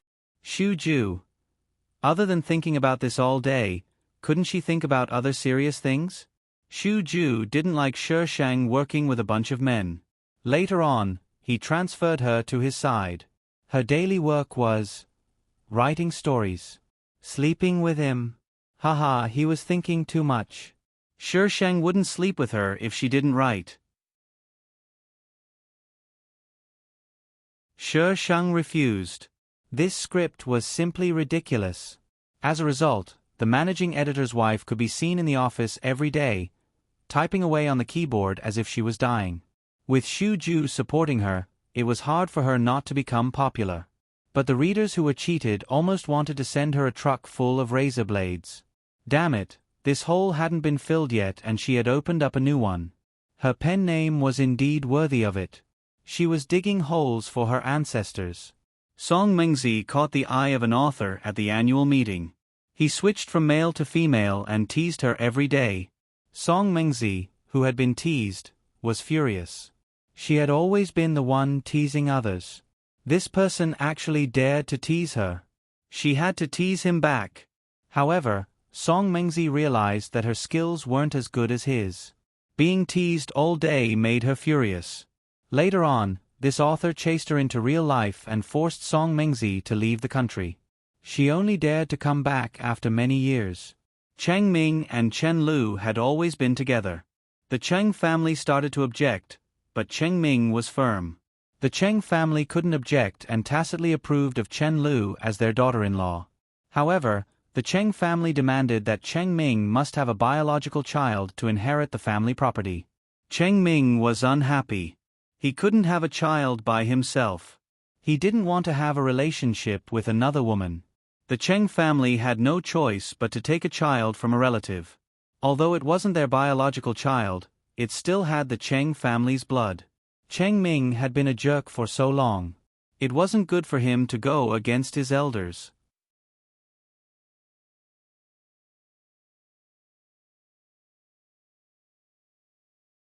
Chapter 758. Shi Shang returned to the system space. The system's voice immediately sounded. "Host, you're too cruel. You actually dragged me down with you." Shi Shang glanced at the screen. His eyes were so cold that the system didn't dare to say anything. Just as the system was about to refresh the data, it heard its host's voice faintly ring out. "My people will live and die with me. This crazy host is too scary." Name, Shi Shang Morality, 268000 Health, 40 General Points, 47,000 Mission Level, B Mission Score, 66 Hidden Mission, Failed Hidden Mission Reward, None Side Mission, Completed Side Mission Reward, 3,000 General Points Item List, Queen's Crown, Ghost King's Heart, Dark Knight, Shi Shang. Not only did it deduct I's morality, but it also deducted I's health. If you're so awesome, why don't you go to heaven? The system didn't dare to say anything and just pretended to be dead. It also felt wronged. It wasn't the system that did this, so it didn't want to take the blame. Shi Shang stayed in the system space for a while. The system didn't know what she was doing. She took the watch apart and added some strange parts to it. The system wanted to scan what it was, but before it could do so, it was glared at by Shi Shang. After Shi Shang reassembled the watch, the system transmitted it. Transmitting. Everyone knew that it was easy for Feng Jian to unify the continent. Ah! A piercing scream tortured Shi Shang's eardrums. She felt that she was falling at a high speed. A sense of danger came from all directions, and a strong smell of blood spread at the tip of her nose. Swoosh! Something slammed toward her. Shi Shang opened her eyes abruptly, and the speed of her fall suddenly slowed down. The iron sword caught her from below and suddenly rose up, increasing the distance between them. Shi Shang's body was in pain. It was the pain of being burned by fire. She lay half dead on the iron sword, listening to the endless screams below. She just wanted to press the pause button and all the noise would disappear. After a while, Shi Shang craned his neck and looked down. A gigantic long-armed ape was running amok below. Those sounds came from the fleeing crowd below. As far as her eyes could see, it was a forest that stretched as far as the eye could see. In the distance, mountain ranges were connected, one after another, and there was no end in sight. Shi Shang observed the people below for a while. These people could emit colorful spiritual energy from their hands, and they were also wearing ancient clothes. This was a fantasy world. Roar! The long-armed ape swept through the forest, causing trees to fall one after another. The number of people who were trampled to death by it was not few. If she hadn't gotten Iron Sword online quickly, she would have died. Now, he had probably become a meat patty under its feet. "You're so cruel as soon as you arrive. I'm scared." Just as Shi Shang was observing, the gibbon suddenly raised its head and glared at him. Its scarlet eyes were filled with rage. Shi Shang rolled his eyes at the long-armed ape. "Come on up if you dare." Just as she finished her provocation, a gust of wind blew behind her and directly threw Shi Shang off the iron sword. The long-armed ape suddenly spat out a string of flames from its mouth, forming a fire dragon and burning toward Shi Shang. F***ck. Shi Shang's whole body was in pain, and it was difficult for him to even turn over. The iron sword was in the sky, entangled by a huge eagle. When it slashed the eagle, Shi Shang was almost burned by the fire dragon. Shi Shang stuck a defensive talisman on himself, quickly took out an energy ball, and directly threw it in the direction of the long-armed ape. Unfortunately, he didn't use much strength, Before Shi Shang could see clearly, the flames came roaring. His vision was covered by the flames, and he couldn't see anything. The surrounding temperature was constantly rising. Fortunately, the flames didn't chase after her. After she fell, the flames continued to rush up into the sky. Shi Shang didn't hear the explosion, so he turned his head with difficulty to look at the long-armed ape. The ape was holding the energy ball and holding it in front of its eyes. The energy ball was not even as big as its eyeball. It put it in front of its left eye, and then put it in front of its right eye. Finally, it closed one eye to look at it. The energy ball was a type of explosion, and it wouldn't explode unless it hit a hard place. So, did this ape catch the energy ball just now? Amazing. What the hell is this? She didn't know what the hell it was. It was so big, and it could even spit fire. It must be something like a spirit beast. Anyway, this was the setting in the fantasy world. The iron sword swooped down from the sky and caught Shi Shang, who was about to fall to the ground. Shi Shang felt even more pain because he was burned by the fire just now. This was what it meant to be painful everywhere. It was so painful that she wanted to kill someone. But she couldn't even pick up the sword. Flip's table. I was going to be angry every time it did this.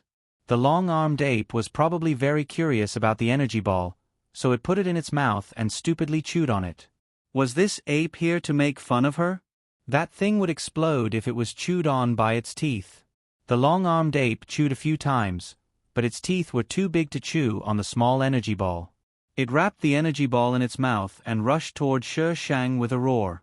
Shi Shang was speechless. Did I provoke you? Why did you have to kill I? Run. Shi Shang patted the iron sword. Buzz buzz. Roar. The long-armed ape spat out another stream of fire. What the hell? You think you're so great because you can spit fire? Shi Shang hurriedly ordered the iron sword to run. Kill my ass. I can't even move now. Run. You're waiting for death. The iron sword immediately shot out like a rocket. It darted through the dense forest and quickly shook off the long-armed ape behind it. The iron sword didn't slow down until there was no movement behind it. The iron sword flew around the forest with Shi Shang to make sure there were no strange creatures around. Finally, it stopped at an open space. Shi Shang rolled off the iron sword and onto the ground. The ground was covered with a thick layer of fallen leaves. There was a rotten smell. It was a bit unpleasant. Shi Shang held his breath and took out a pill from his inventory. Damn it, these treasures finally worked. Shi Shang ate the pill. It took a while for the pill to take effect. Only then did he feel the pain on his body lessen. She raised her claws and looked at them. They were black and the clothes on her body had traces of being burned. Before she came over, this body must have been burned by the gibbon once. My monkey is so powerful. When I's injuries are healed, I'll fight you for 300 rounds. Bah!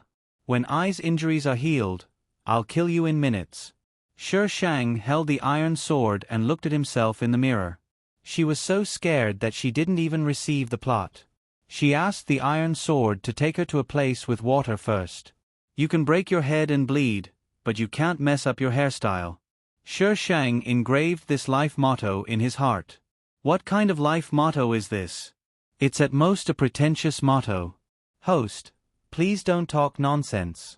Shi Shang carried all kinds of clothes in his inventory all year round. Although they might not fit this world, he wouldn't wear modern clothes and stand out. Shi Shang washed up and ate a few more pills to stabilize his injuries.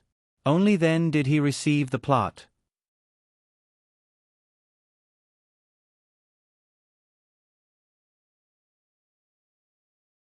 Chapter 759. The previous host was called Ji-in. Shi Shang was very suspicious of the person who gave the previous host this name. Ji-in, I'm an idiot. Cuckoo, back to the main topic. The previous host's surname was Feng and her name was Ji-in. She was the adopted daughter of the head of the Feng family in Tianyan continent. She had good talent from a young age and was doted on by the head. She was the most favored young miss of the Feng family. But all of this changed when the previous host was 16 years old. The female lead Feng Qingqing was brought back to the family. Feng Qingqing was the illegitimate daughter of the head of the family and was 1 year younger than the previous host. Feng Qingqing had been reborn. In the last life, she had returned to the Feng family when the original owner was about to reach adulthood. But in that life, Feng Qingqing was weak and incompetent. She was timid and afraid of getting into trouble, so the family looked down on her. During the family trials, Feng Qingqing was framed and almost died in the Demon Flame Mountain range. Although she managed to keep her life, her cultivation was crippled. Feng Qingqing's life in the Feng family was even more miserable. The only thing the previous host did wrong to Feng Qingqing was breaking the engagement. To be more accurate, it wasn't breaking the engagement. It was the previous host who wanted to marry Feng Qingqing. After Feng Qingqing married, that man was very good to Feng Qingqing. Feng Qingqing, who was looked down on all year round, suddenly met a man who was so good to her. She quickly fell into the so-called love. However, when she was pregnant and about to give birth, that man brought another woman and snatched the pendant that she had always been wearing. The man told Feng Qingqing that the reason he was so good to her was to get the pendant she was wearing. Feng Qingqing was filled with grief and despair, and the child she gave birth to was weak and sickly. The man and the mistress publicly displayed their love in front of her. The mistress made her do all kinds of hard work, or else the child wouldn't be able to drink milk. On a cold winter day, Feng Qingqing's child was seriously ill. She went to beg the man, but was stopped by the woman. Her child froze to death and she was pushed into the pond by the woman. Feng Qingqing didn't think that she would be reborn. But since she was reborn, she wanted revenge. She wanted revenge for the humiliation from the previous life. The previous host was one of them. Feng Qingqing had always thought that it was the original host who broke the engagement that caused her tragedy, but the original host didn't break the engagement at all. After Feng Qingqing was reborn, she returned to the clan at the same time. She already knew the secret of the pendant. It was a space, a boundless space. There were many things inside. Feng Qingqing activated her alchemy, tool refining, beast taming, and all-round counterattack mode. When she returned to the clan, her cultivation was already the highest among her peers, but she didn't show it. During the clan's trial, Feng Qingqing found a top-quality herb. Feng Qingqing obtained the herb, but was chased by the Sky Wolf Ape. Feng Qingqing was not the Sky Wolf Ape's opponent, so in order to avoid the Sky Wolf Ape, she reluctantly put the herb on the body of the previous host. Feng Qingqing was not a match for the Sky Wolf Ape. The previous host was even less of a match. If it wasn't for the elders of the family arriving in time, the previous host's little life would have been hard to keep.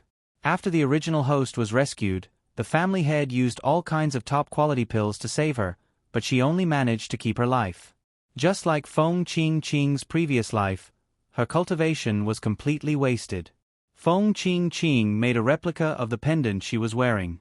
She bribed the doctor who treated the previous host to give the pendant to the previous host to reduce her pain. The previous host walked the same path as Feng Qingqing's previous life. She was married, her pendant was stolen, and she died tragically in the snow. And Feng Qingqing naturally reached the peak of her life, marrying the most powerful man in the world and leaving her name in history. In this novel, the previous host was purely cannon fodder. After the female lead took care of the people who coveted her pendant, the previous host had nothing to do with it. She was quite unlucky. She was strangely implicated. Shi Shang mourned for the previous host. The previous host was really innocent. She didn't do anything wrong to Feng Qingqing. The worst thing she did was to watch her get bullied and not say anything. But this kind of thing, how common was it in a large family? Even if they were biological sisters, they might not necessarily help. Alright, it was possible that her thoughts were too extreme and normal people's thoughts were not in sync with hers. The previous host's last wish was revenge. Shi Shang accepted the plot and slowly opened his eyes. The current timeline was just right for the family trial. That long-armed ape was the sky wolf ape in the novel. Fuck. It dared to burn eye. It had to be cut back. Just as Shi Shang was about to get up, a black shadow rushed out of the forest, causing the leaves to rustle. That black shadow landed right in front of her. It was the sky wolf ape that had chased her before. Shi Shang. Where's Ai's sword? Shi Shang bent down and rummaged through the pile of clothes for a while. He found a slightly burnt herb and threw it at the sky wolf ape. Here. The sky wolf ape caught the herb and sniffed it. It suddenly made a crying expression. It opened its mouth and drooped its eyelids. Oh! Despicable human, she dared to destroy its herb. She must pay with her life. Shi Shang quickly picked up the iron sword next to him and held it across his chest. Hey, hey! Be reasonable, you burned it yourself. Feng Qing had stuffed the herb into the previous host's body during the chaos. The sky wolf ape had chased after the scent of the herb, so it had locked onto the previous host. The burnt area was clearly its own doing. What does it have to do with this treasure? Ho! Shi Shang interpreted the roar as, I won't listen, I won't listen, I won't listen. The sky wolf ape's body was huge, but it was very agile. After it roared, it bent its legs and jumped up, pouncing at Shi Shang. Fuck, fuck, fuck. This monkey was so unreasonable. Not only could the monkey fly, it could also spit fire. The fire dragon spat out as if it didn't cost anything. Shi Shang could only quickly dodge. Her injuries hadn't healed yet, so she could only run now. Don't chase after I already gave it back to you. Shi Shang sat on the iron sword and looked down at the monkey that was ravaging the trees. Flowers and grasses were also alive.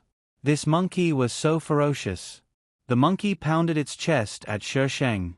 Ho! Come down. Shi Shang felt awkward. She also didn't understand why she could understand what the monkey was roaring. In any case, she could understand it. Was it an innate ability? You're thinking too much. This was the skill of the previous host. Who told you to speak? Shut up. Was it easy for I to act cool? Shi Shang looked down and hooked her finger at the raging monkey. Come up. Ho. Come down. Come up. Ho ho ho. Are you coming down or not? I'm not going down. Come up if you have the ability. She wasn't stupid. If she went down, with her current fighting strength, even if she could kill the monkey, she would be in a sorry state. As a cultured scum, how could she collude with a villain, in a sorry state? You're tuning in to the Narrate and Escape YouTube channel. Don't forget to subscribe and join us on this journey to catch the most captivating stories.